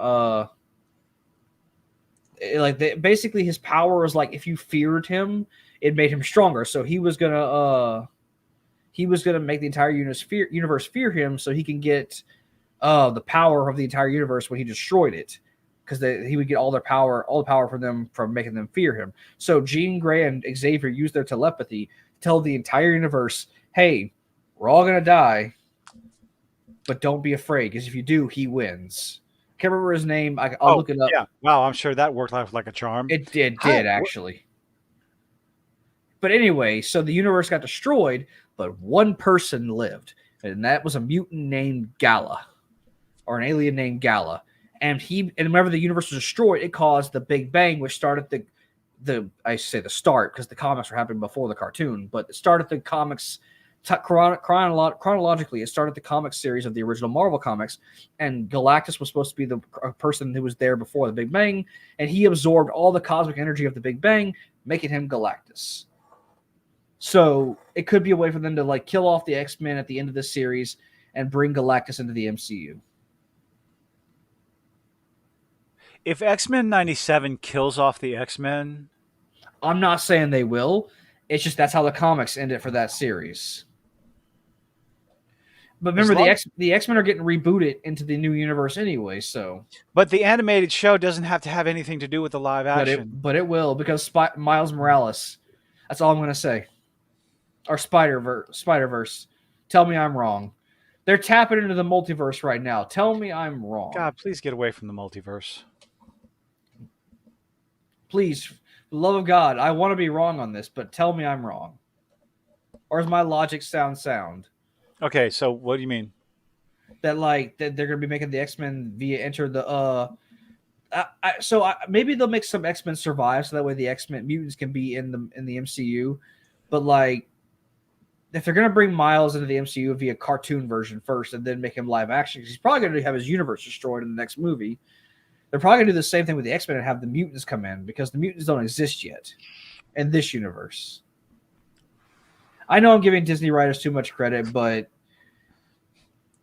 yeah, and what you have to remember is that Miles Morales this is also lazy. Sony. This is also a lazy way of doing it. By the way, this is why I'm thinking this is the route they're going to go. I don't want Disney. I don't want Disney to get their hands on Miles Morales. I do. I hate Miles. Let him ruin it. I enjoyed the Spider-Verse movies. I hate Miles Morales as a character, so let him kill it. But the Twitter crowd, no matter what, true. What? Uncle Aaron is in Homecoming. Yes, he is. That was the whole reason of his cameo. I didn't watch Homecoming. Oh, that was the whole reason of his cameo in that live action version of him played by Donald Glover. I need to go back and watch the first two movies. I think I saw. Homecoming was good. Yeah. Homecoming was good. Michael Keaton was the Vulture. He did a good job. I did see the first one. I didn't see the second one. I watched the third one. But yes, Homecoming, Far From Home, No Way Home, right? Yes. Okay, so I think I did see Homecoming. It's just been a while, and it got memory hold. Point is, it was good. But Donald Glover was in there. He was saying, "Hey," he was like, "You know what? Even though you're busting me right now, I want to say thank you. You've been making our neighborhood safer. I got a nephew in this area that's growing up in this area." So it was a reference to they were referencing Miles back in Homecoming. Now, Frostfang, is that confirmed or is that just speculation? Because I know I read an article saying that there's no way they can do it. And I read something else that animators are complaining about the long hours of this and the crunch time and everything. And I was planning on doing a video on it because, welcome to the fucking real world. Oh, crunch. It's like, if you're complaining about long work hours and stuff like that, go do a trade job. Go fucking bite my ass. But if the actual environment, like, at Activision Blizzard with the cube crawls or at Ubisoft and shit like that, that's a whole different story. But if it's just you have a deadline and you have to work long hours, go have your pity party somewhere else. Go work a trade job like me and you. Then let them complain. Yeah. Like go hang out in 115 fucking degrees. No, it hit 111. It hit 111 today. Yeah, we work outside. If they're in a cozy office, I'm not saying it's cozy, but they're not. They're at least they're in the air conditioning. No, corporations have deadlines. We have deadlines. We make them work, and we do it when we sweat our asses off. Yeah, which is why all of you should convince more people to subscribe and get us more money, so we don't have to sweat our ass off. I will shill. I don't care. I'll be a hoe. Shill. Yeah. Oh goodness. So yeah, I mean, there's a difference between a legitimate toxic workplace. Yes, Ark, it does get that hot. It's Louisiana. Yes, and it's supposed to be hotter tomorrow and Friday. Also, the whole joke about swamp ass that you see on the internet about Louisiana, like how hot is it? Yeah, it's true. It's true. It's hot. And I would kill for dry heat. No, we get wet heat. No, fuck off. I told you about that. I know. Humidity lets you know it's hot and gets you inside. But if you're in Arizona where it's a dry heat, it's 110, you don't realize it, and all of a sudden you just go, blip. Yeah, but at least pass it out is better than experiencing the heat. Because man, the heat over here No, no, sticks no, no, to no. you, You don't pass out. You die. and that wouldn't be too terrible with this economy. Oh. Oh God. When it's 100, like I think the temperature was 110, but with the humidity, it was the feels like 111, which is just fuck you. Just say it's 111 And degrees. we appreciate you for that, Ark. We do. What's up? Don't think that it's not appreciated. Ark said they're trying to promote it as much as possible. So as I said, we appreciate Yes. it. Thank you. We do appreciate everybody coming hanging out with us morons. It's fucking hot. 8:30 in the morning. I'm sweating my ass off. That's so stupid. Yep. Um. My apartment's AC overheated. Oh wait. So Oh, pressure from the animators. Yes. It's like if there's an unreasonable deadline and a lack of compensation for it, yeah, that's a load of bullshit. it's Disney; they can afford it. I think the Disney's been able to get away for it so much because you're working for Disney, you can put that name on your resume and all this other stuff, and it's like it doesn't hold the same weight it used to. I think. No, Disney's garbage now. Disney is utter trash. I have a friend who works for Disney, and unfortunately, she's blinded by the Disney goggles. And unfortunately, our mutual friend, Mister On Uso, I'm not gonna say his real name. He ripped into the Flash, dude. Oh, I loved it. I know. He's in my movie group text. Like me and him go see movies together often. Mhm. So I didn't go see the Flash with him though. I saw the Flash late. I saw the day before our live stream. So that's how it shows you how. And this is if this is to make you understand why, like how little I give a shit about that, is because the Flash is my favorite DC hero, and I couldn't even be bothered to the last minute to go see this movie. I got to find out the other supervisor. He's a massive Flash fan, so that's why he wants to go see the movie. I need to harass him to find out if he's going to see the movie yet. The Flash is my favorite DC hero, and I'm so cliche. Batman was always my favorite. that's fine.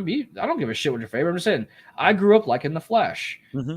So I did have one comic book where the Flash and Superman decided to have a race. yeah, that's World's Finest. I think it. I don't know if it was No, World's Finest. World's Finest. That was Batman. That was Batman. Never mind. Yeah. Well, with this comic book, they start running, they start racing, and all of a sudden, they realize that something's off. And when they stop, everybody's still moving. Like everything around them is still moving super fast. You mean slow? No,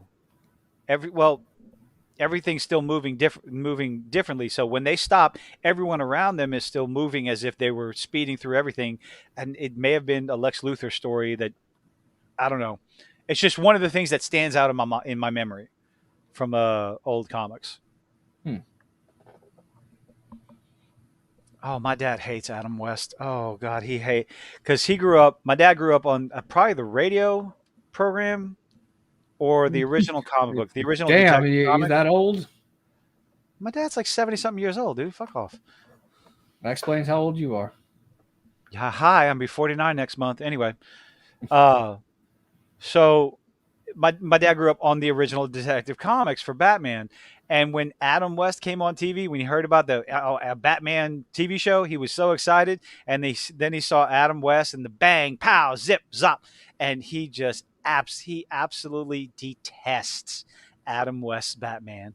And I'm like, come on, it was great. He's like, I want to try to get him to watch the Batman the animated series because I think he would thoroughly enjoy that. You should also get to watch the new Batman. It's good too. I'm telling you, the new Batman's good. With Robert Pattinson or Robert Pattinson. Ark, you really know? So Ark is Ark. RC, wait, okay, is it Ark or RC? I am curious because I saw Steve say RC. Yeah, like you inflate my ego and then you just pop it like a balloon. It's like you're 2 years younger than my mom. It's like, oh, thank you so much, thank you. Yeah, He's old. We get it. Steve, I did that. Oh, ARC. Okay. So this whole time we've been calling you Ark. I'm sorry. I'm not. That's an easy mistake to make. I'm a It's raspberry. it's a word of courtesy, motherfucker. I did that. I did that once, Steve. And this wasn't even recent. This was like 10, 12, like 12, 13 years ago. And some kids were walking across my yard, and the only reason I asked them to stop is because my fucking dog kept bark, bark, bark, bark, bark, bark, bark. I did that, and then I walked back inside my house and went, "Oh God, I'm getting old." And this was, like I said, 10, 12 years ago. I You never did it again. I was like, "No, I'm not going to be that guy. No, you're becoming your father. no."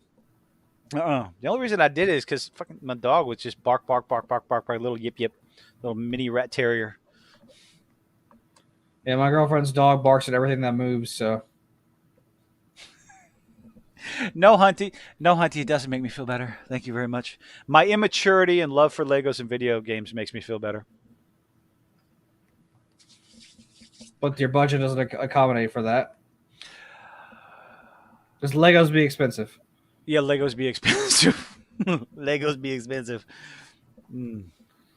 I can't say my hobby's any cheaper. I mean, it's probably cheaper. I don't know. My hobby's magic, so No. magic and cosplay. So that's my hobbies, and both those are Well, expensive. it's a healthier hobby than drugs. So there you go. Much better, I much don't know, healthier man. hobby Sometimes, than sometimes in the cosplay workroom, working with them chemicals, I get a little. "Wee." a little I'm just wee. joking. I wear a respirator, Good. or I work outside. That's even better. Right now, I just got done. I'm still modifying it, but I know what you meant. I know what you meant, Steve. I am running a mono. I'm running a mono black deck right now. Fucking hell. Y'all are trying to kill me. Uh, right now my commander is Turgid. So I just got right now my deck is sitting anywhere between $500 to $700. Hmm. My deck has a salty level of at least 80. Did you say salty level? Yes, there's a website that Oh rates God, the no. salt level of your deck. You should change your diet if it's too salty. I'm not the one who taste tested. That's my girlfriend. Yeah. So the average deck for Turgid online is 79%. I'm sitting around like 80, 82%. Anyway, okay, I can breathe. Because the people at my table hate playing against my deck. They absolutely despise it because I constantly make them sacrifice and discard their stuff they own, and it comes to my field for free. So you have a mill deck. No. It's not a mill deck. It What? makes them discard and sacrifice. Milling is different than discarding and sacrificing. Okay. I'm not going to get into the details with it. Sorry, I forgot the proper terminology. Yes, I know what milling means. So your deck, it requires them to have cards on the. No. It does not require. I can make them sacrifice or discard regardless, and no matter what they do, it hurts them. So they're building up decks against mine. Like my friend John, he's running a prismatic bridge, which is all 5 colors. Another friend is running an artifact deck. You really should emphasize the E, deck. I did say deck. I'm not saying dick. Deck and dick, 2 different words. I'm immature, so okay. I'm very well aware of this. Juve. Oh God. Anyway, Do. so I haven't fucking played Magic since like Ravnica. Jesus Christ. What was after Ravnica? I don't fucking know. I recently got into Magic about 5 months ago. Of course, I also played Ice Age way back when. So anyway, now that we've talked a little bit, we've talked not really much about it because there wasn't really much to talk about Secret Bunch of Wars. fucking everything. Secret Invasion, not Secret Wars. Secret Invasion. Secret Invasion, my bad. They're gonna have to do some serious fucking redemption for Nick Fury, man. because all after 2 episodes, like I said, like the title says, the deconstruction of Nick Fury. I just, oh god. So let's get off that topic for a bit, and let's talk about Okay. your comparison to the cartoon, and not the comic, because we're not getting into the comic, but the cartoon of Flashpoint versus this version of, and I use air quotes when I say this Flash fucking point. Yeah. That Okay. wasn't that So, wasn't Flashpoint. um, I can't remember who said it, but talking about what's his damn name? Reverse Flash, Yeah, Barthon. Eobard. At the end of it, where the Flash thinks Eobard was the one that did it all, and Eobard's like, "No, that's the funny thing. I didn't have to do anything. It was all the Flash. Simply the Flash going back and saving his mother caused all the problems." And Eobard just went, "Ha!" Just like sat back and watched it all happen. Time I boom. I like that I thought, explanation of time boom. yeah, oh, the explanation of the time boom and the time everything and the effect was much better in Flashpoint Paradox than Michael Keaton's Spaghetti. spaghetti. Yeah, it's just like I love the line like like when what happens. you have a script right there in front of you and you still fuck it up. I love Like, the whole little monologue of that movie. You broke the time. You broke the time barrier. You know what happens when you break the sound barrier? You create a sonic boom. Well, guess what happens when you break the time barrier? Boom. boom. Time boom. A time bully. Oh yes, no, God, yes. Eobard is a time. Eobard is the personification of petty in the comics. He can't die. He can die, but he himself is a paradox because he cannot be killed because he has to exist in all of time because he is the reason the Flash exists. And he constantly goes around and fucks with everything. So like he is so petty. Whenever the Flash beats him in a fight, I shit you not. In one comic, he went back in time just to trip Barry Allen in high school because he couldn't beat him in the future. So he went back and tripped him in high school and made him look like an idiot in front of everybody just to be petty. This is not a joke. This is realistically Eobard in the comics. So do you think in the live action movie, the fucked up Ezra Miller, that was you think that was supposed to be Yes, their version of Eobard? no, that was supposed to be the version of the fucking time wraith. Death. Oh, oh. How many versions of the? Oh God. No, so Death and the Time Wraiths are future versions of Barry Allen who tried to cause Flashpoint, and they were punished by the Speed Force to forever be like the patrollers of time to protect the time stream. The comics go into a lot more. Well, yeah, because they're not restricted by the runtime. The one thing I guess my first criticism. So I guess the pacing of the animated show, the Flashpoint Paradox, I thought it was pretty decent. Oh yeah, all the DC movies A good, basically. well, a good bit of it, it did feel a good bit of it felt rushed. Some of the flashbacks felt rushed to try and get the story out there quick, fast, and in a hurry. I didn't like how I guess how the war started between Atlanteans and Themyscira. Oh, you mean the relationship between Aquaman and Wonder Woman? Yeah, and how it's like, oh, the Queen was jealous, so she came in to attack Wonder Woman, and Wonder Woman defended herself, and then all of a sudden, oh, we're going to war. It's like, wait, y'all didn't talk about this? Y'all were friends a second ago, and now y'all aren't talking about this? Just like, let's go to war and kill everybody. Like, Well, yeah, okay, because the whole huh? the women Themyscirans are like, oh, you were with a man, like, oh, for shame, yada yada yada. It's they go into more detail in the comic. You should read the Flashpoint comic. It's good. It's worth the read. Hmm. But the other, I guess they didn't want to show you. It was left as a mystery as to what the actual cause of the whole sonic boom, the time boom, No, it was just until the end of it. yeah. That was to Because say, you don't realize you have to assume what happened. And, I knew exactly I knew what happened because I was familiar with the story itself. When the Flash takes off, and then all of a sudden he wakes up at his desk, or wherever he was, and he doesn't have his powers. Doesn't realize he doesn't have his powers. World's in the facing Armageddon and all this other stuff, but it doesn't show you how it got to that point. You just have to figure it out, or it just slowly gives you the information as the story goes on. I was okay with that, but you had to. It doesn't completely explain why Barry Allen doesn't remember right away. Because the new Going, memories flooded his old brain.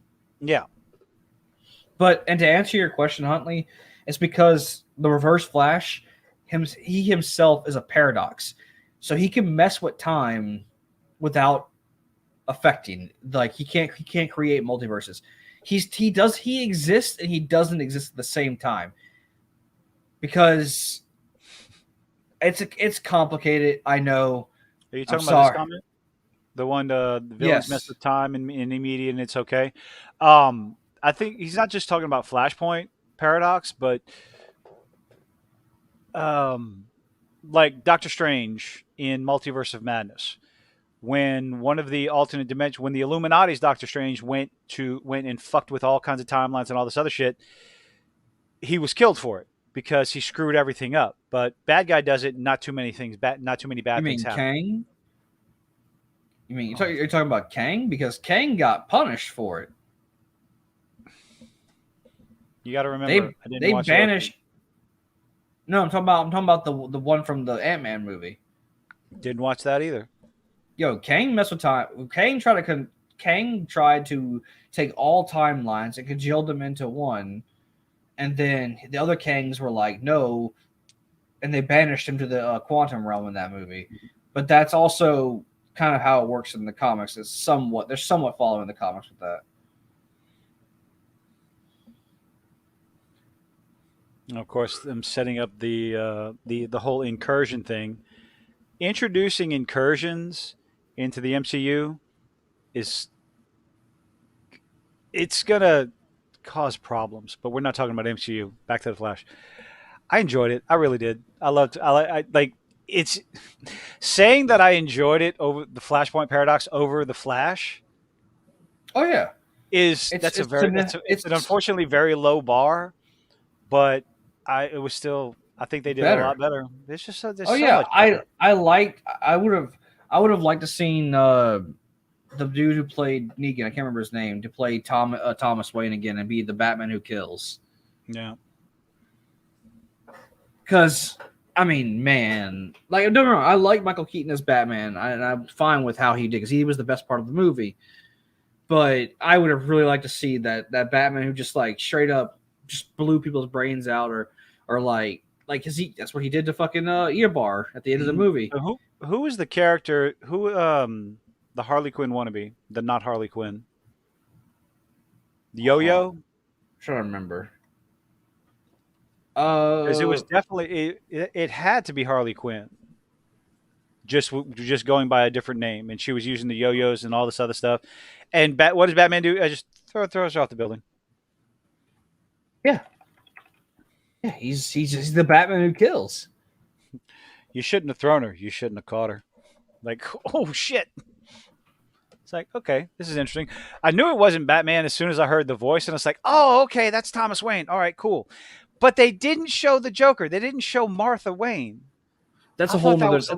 I know, but that's a whole nother series. You show Thomas Wayne. You don't even show like. All right, yeah, okay. But if you have Thomas Wayne in there, and you're not going to show it was a Barry Allen Wayne as the Joker, so I got to see what the next. I got to see what the next one. The next one is the Justice League, or it's one of the Batman movies. I think I got a screenshot. Oh, the timeline. I think it's the Batman movies.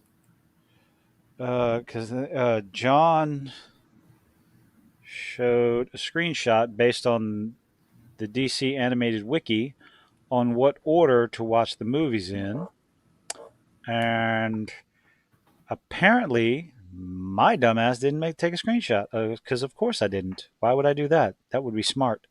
That would have been so smart of me. Nope, of course not. I got it for you. Hold on. It's Justice League War is the next one. And then it's going to be Son of Batman, Justice League Throne of Atlantis, because that's when they introduced Aquaman. Batman versus Robin, Batman Bad Blood, Justice League versus Teen Titans, Justice League Dark, great movie by the way. Yeah.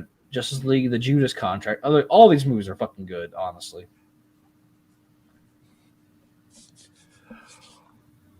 Here, I'll send you the list. It's on What am I Rotten. smart about?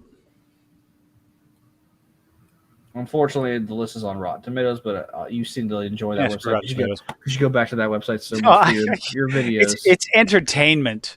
It's entertainment because so many people try to use Rotten Tomatoes as some sort of legitimate barometer for how well a movie's doing. Even though once you understand how those percentages are done, you realize like, oh, it's bullshit. Because the percentage is based on like how many people reviewed it positively averaged out with the number of people who viewed it negatively instead of actual like a star rating.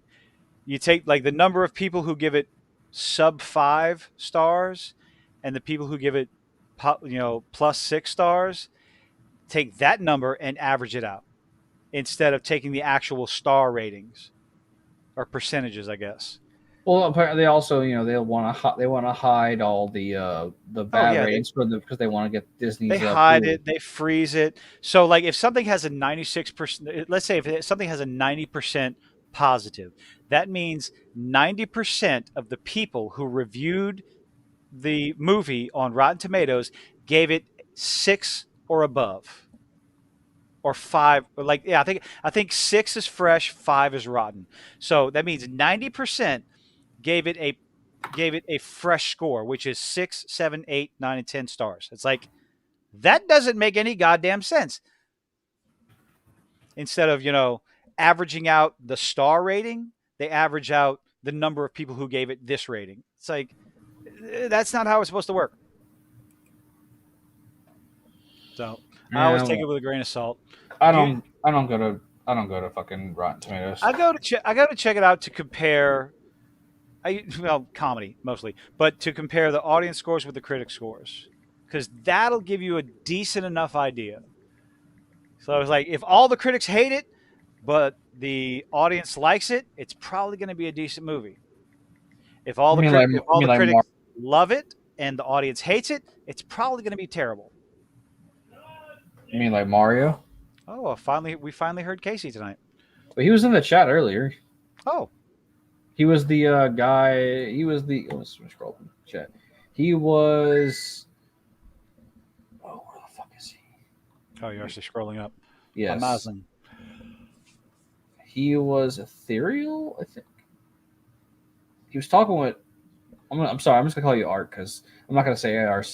That's I apologize, but If they showed the star rating, then people would, I don't know.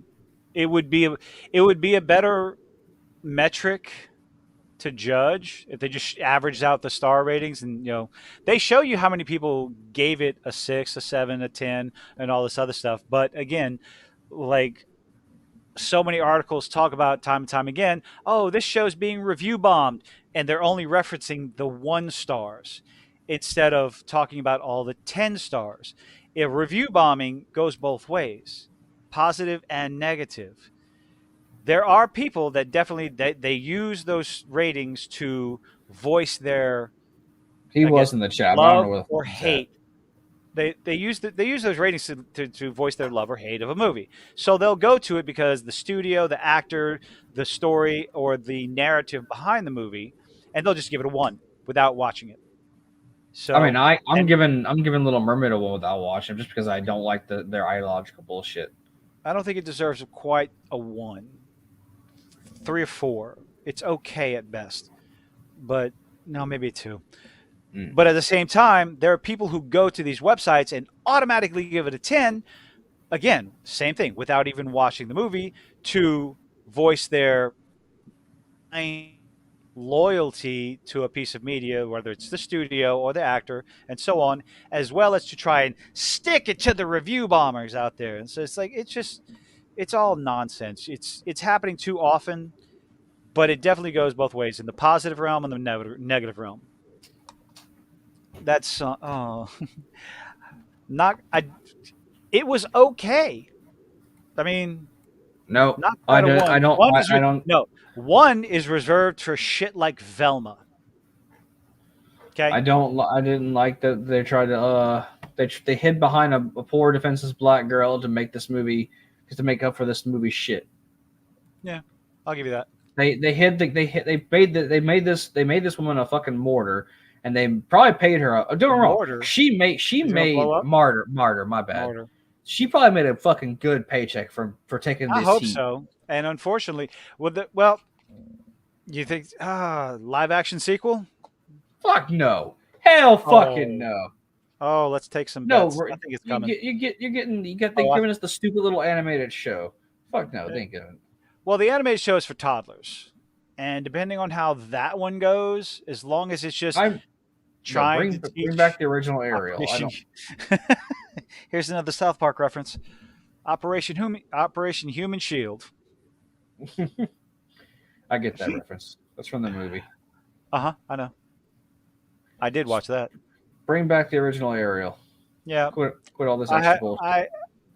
I have no doubt that there's going to be a live action sequel, and it's not going to have anything to do with the animated sequel of Ariel's daughter wanting to go back to the sea and not understanding why.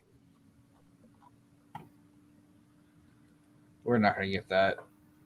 No, because that was an okay, decent story. How do you know all this stuff? Because I own the damn things. We watched them whenever we were Aladdin one, I used to own Aladdin 1, 2, and 3. All the on straight to VHS. VHS. Yeah, straight to VHS sequels. I had all that stuff. I was a massive Disney fan, which is part of the reasons. Like, it's part of the reasons why I can't stand all the modern day bullshit. I loved all that stuff. I was part of the Disney fan club where, oh, the next movie's coming out. So if you pre-order it here, pay a little bit extra, you get all this extra swag, pins, like different postcards and stuff for the movies. Me and my ex-wife, we had all of that stuff. The Disney store, we would go there and just, it was fantastic. I have, oh God, it was a Disney Villains Snow Globe. I still have that damn thing. I love it. I have been a Disney fan, classic Disney fan, Well, for a yeah, vast majority of my life. So yeah, that's why all the just the nonsense that they're putting into it is so upsetting. Same thing with Pixar. Pixar used to be a guaranteed entertainment, and then they've like Elemental is going to make what the third box office disaster. I don't know, The hell man. was that? Oh, sorry. I was trying to switch over to something else, like on my TV, to see if I still have access to HBO Max. So I can look at the DC movies, and apparently HBO Max got deleted, so I got to download the Max app. I don't think I have them anymore. Mute No, this I TV don't. That all stayed. with the X. I say this in jest because the relationship I have with my ex-wife is fantastically better than when anyway. But the joke I make is no, I lost that in divorce. I lost that in the divorce. But no, You lost the good plates. I lost the good plates. No, actually, no, I got new plates. No, I think I got a bunch of the good plates, something like that. But no, she kept all that stuff. For the Probably, kids. for the kids. Yeah. Oh yeah. I know a friend of ours' son. He's autistic, and he loved collecting the those big. Max is You the know new HBO shit, right? This the what's new that? app. Yeah, Max is the new HBO stuff. But his Why did they son, make a new app? because they're stupid, because they because of branding. Um, but the big plastic VHS cases. You remember those for Disney? The big plastic, Yes, giant plastic. I used to have all of them Yeah. because I bought my mom But bought them for us whenever they came out because they were oh cheap yeah, back then. well his son collects them. So what me and her did is we boxed up all the ones that outside of the ones that we absolutely were not getting rid of, and we donated to him because he absolutely loves the clamshell cases. So a lot of the clamshell VHS stuff we gave away. Hmm. Mm. How is it easier to sell Max than HBO? HBO, look, when I think of Max and Cinemax, I think of Skinemax because Skinemax, that was the late night movies you watched because they had all what? Those two things remind me of the movie Night at the Roxbury. He's got Cinemax in there, but there's no HBO. HBO, I think HBO was always the better program. Saturday night Skinemax, you got to They both watch had porn. Don't give me all that the shit. comedy, the soft core porn, the titties, and all that other stuff. They both had porn. Don't give me that. No, well, Cinemax it was more on Cinemax, Well, yeah, but they still but both showed porn. home box Look, office, home box office was always it was better branding. I don't know why they got rid of it. well, they mean because people would put in dicks on a Little Mermaid cover. You remember that, don't you? That just brought back a memory, didn't it? Oh God, I had the case. I had it. It's like, wait, no way. What about the if anybody? Oh God, let's show off your age here.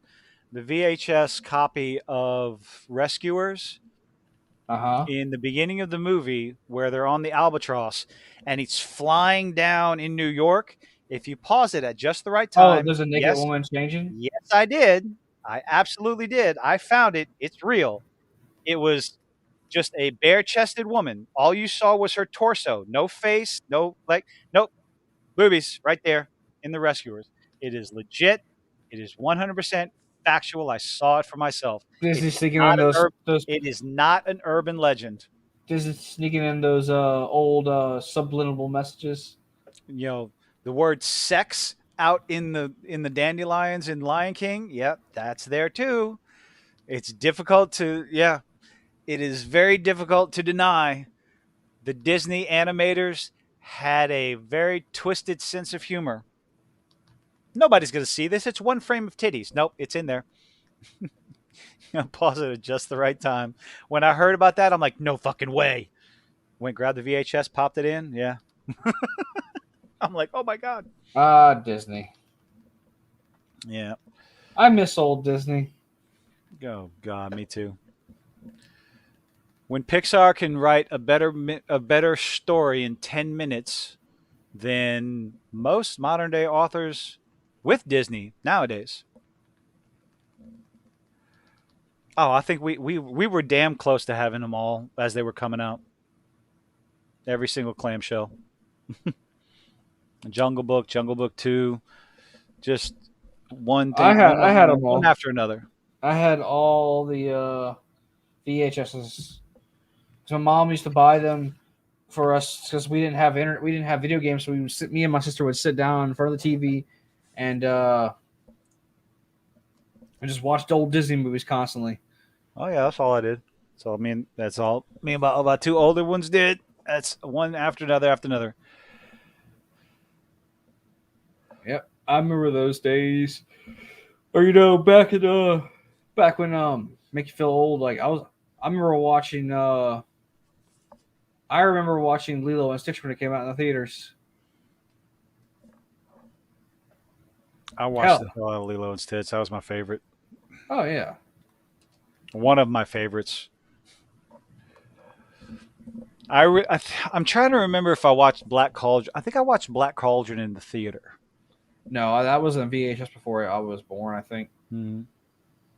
One of the first things I did when Disney Plus came out, one of the very first things I did was watch Black Cauldron, And what they and it was changed in it. nothing. It was just as fantastic as I remembered it. I think of all the classics, like the old classics, I think my favorite was Sword in the Stone. Always good. And then we get to like the shit, like the mainstream media. I think Tarzan was my favorite. Tarzan was good. The And then her, soundtrack was amazing. and then Hercules and Aladdin. I Another like good one. All the old classic animated shows. Lion Now they King, just Beauty and the Beast, Little Mhm. Mermaid, Sleeping Beauty, Snow White, even. Uh, fuck, they were all good. Bambi. Uh, I read the book for Black Cauldron. oh yeah. Yeah, I went out of my way. I picked it after I watched the movie. I got my hands on the book and I read it. It's a little different, but not too much. Did you read the book for Little Mermaid? No, You know, with the when she her fin was Oh, cut you in half. talking the original tale where Yeah, she as she when Ursula was walking causes changing her her. pain.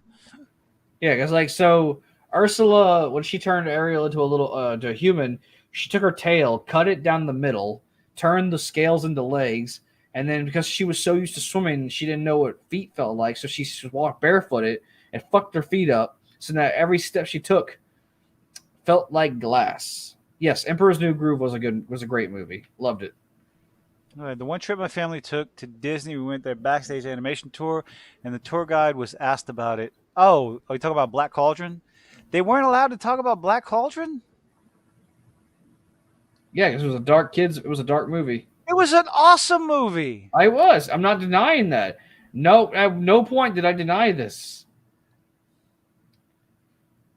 But I think like Disney wants you to make you forget. Oh yeah, and let's not forget Treasure Planet and Atlantis, both great movies as well. Fantastic. Great animation, great movies. Just oh, I miss old Disney. I genuinely do. Disney Pixar.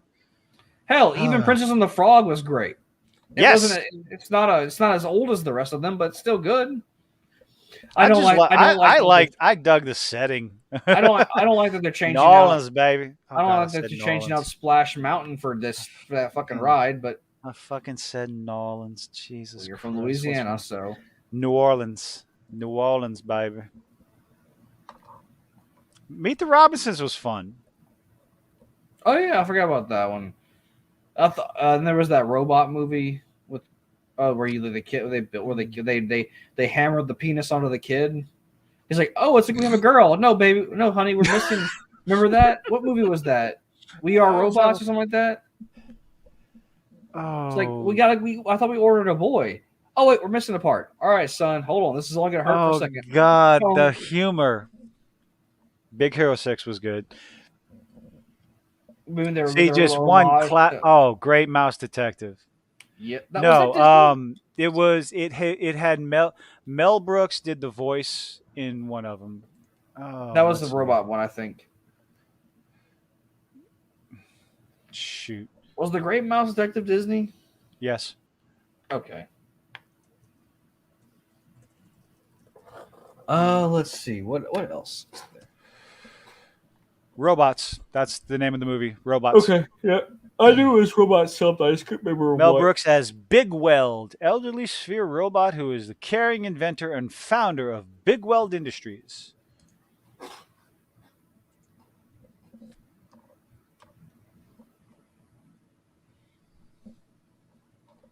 Let's see. What Oh, else? we are going on nostalgia train here, going back to the wonderful, wonderful family classics. Back when Disney was good. Back when just entertainment, just all the animated stuff. Uh, well, anything else you liked about Flash? Anything else you liked about Flashpoint that the Flashpoint did better than the Flash movie? Everything.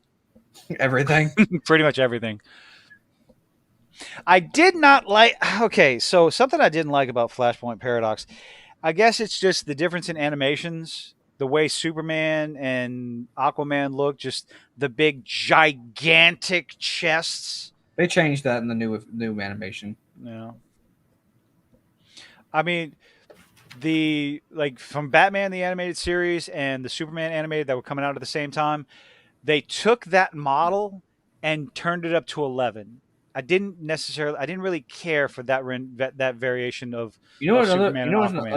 another Batman was still good. you know Batman another and what? Go ahead. another one you should watch is the Dark Knight Returns series. They didn't finish it, but I mean the two movies that they did make put out were really good. It's basically a better version of the Zack Snyder Batman vs Superman. In fact, that's where they got it from. They got that movie ripped off the cartoon The Dark Knight Returns trilogy, or it's supposed to be a trilogy, but it's only a duo series right now.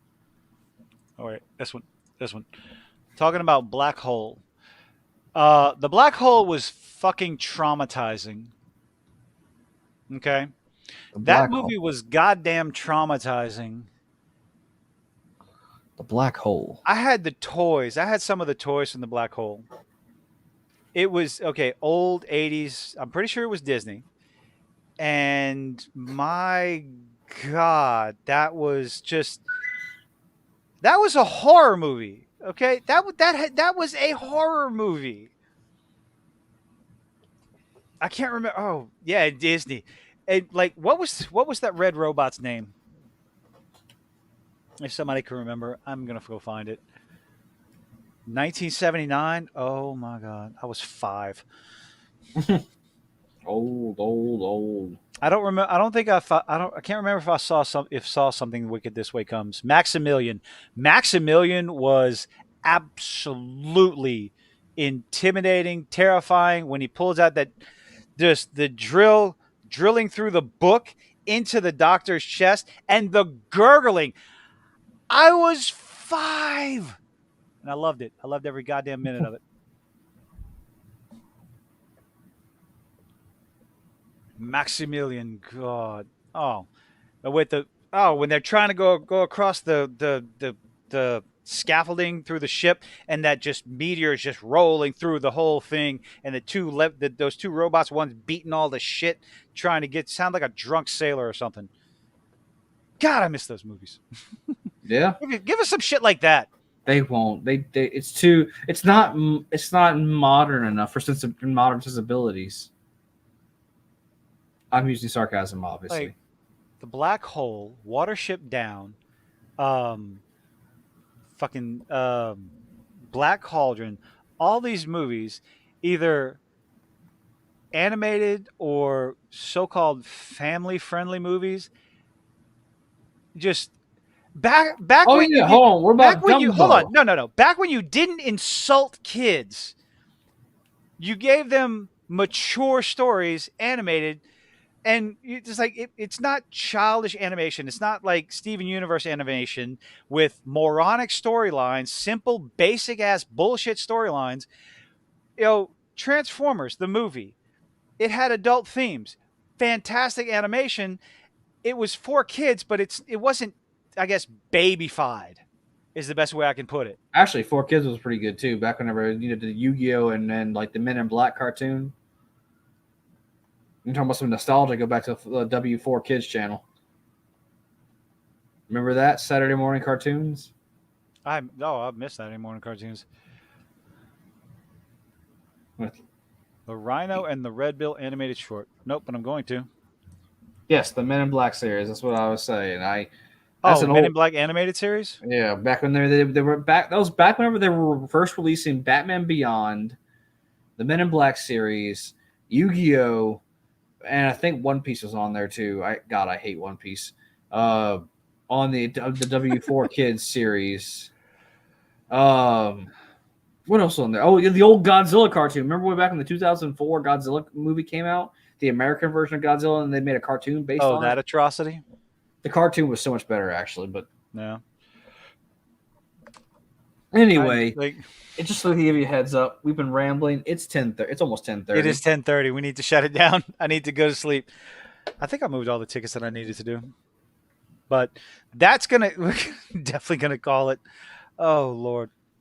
Thank you everyone. What? So summary: Secret Wars or Secret Invasion Secret Invasion. up in the air right now. We don't really. It's Yeah. okay. It's okay-ish. I feel like they're gonna give Samuel L. Jackson a redemption arc in the I'll show. believe it. I will believe it when I see it. Hopefully, hopefully, but 4 we don't. episodes. There's 4 more episodes left. We'll see where this goes. The concept is good because it's the scrolls. I've always loved the Yeah. scroll. The scroll Yeah, story. but they ruined the scrolls. They're I nothing know. like they are from the comic book.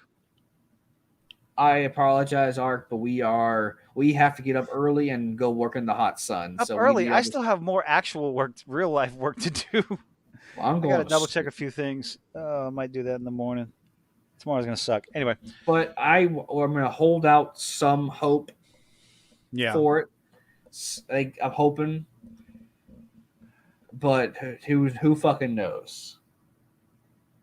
So We and then- shall and- see. and we come to the conclusion that Flashpoint was better than Flash. So That's not a difficult bar to surpass. but anyway, thank you all so much for joining us this evening. We appreciate each and every one of you. And And we'll see you next Wednesday or something like that. Thank you. Thank you. Thank you. Thank you. Good night, everybody. yep, good night. Good night.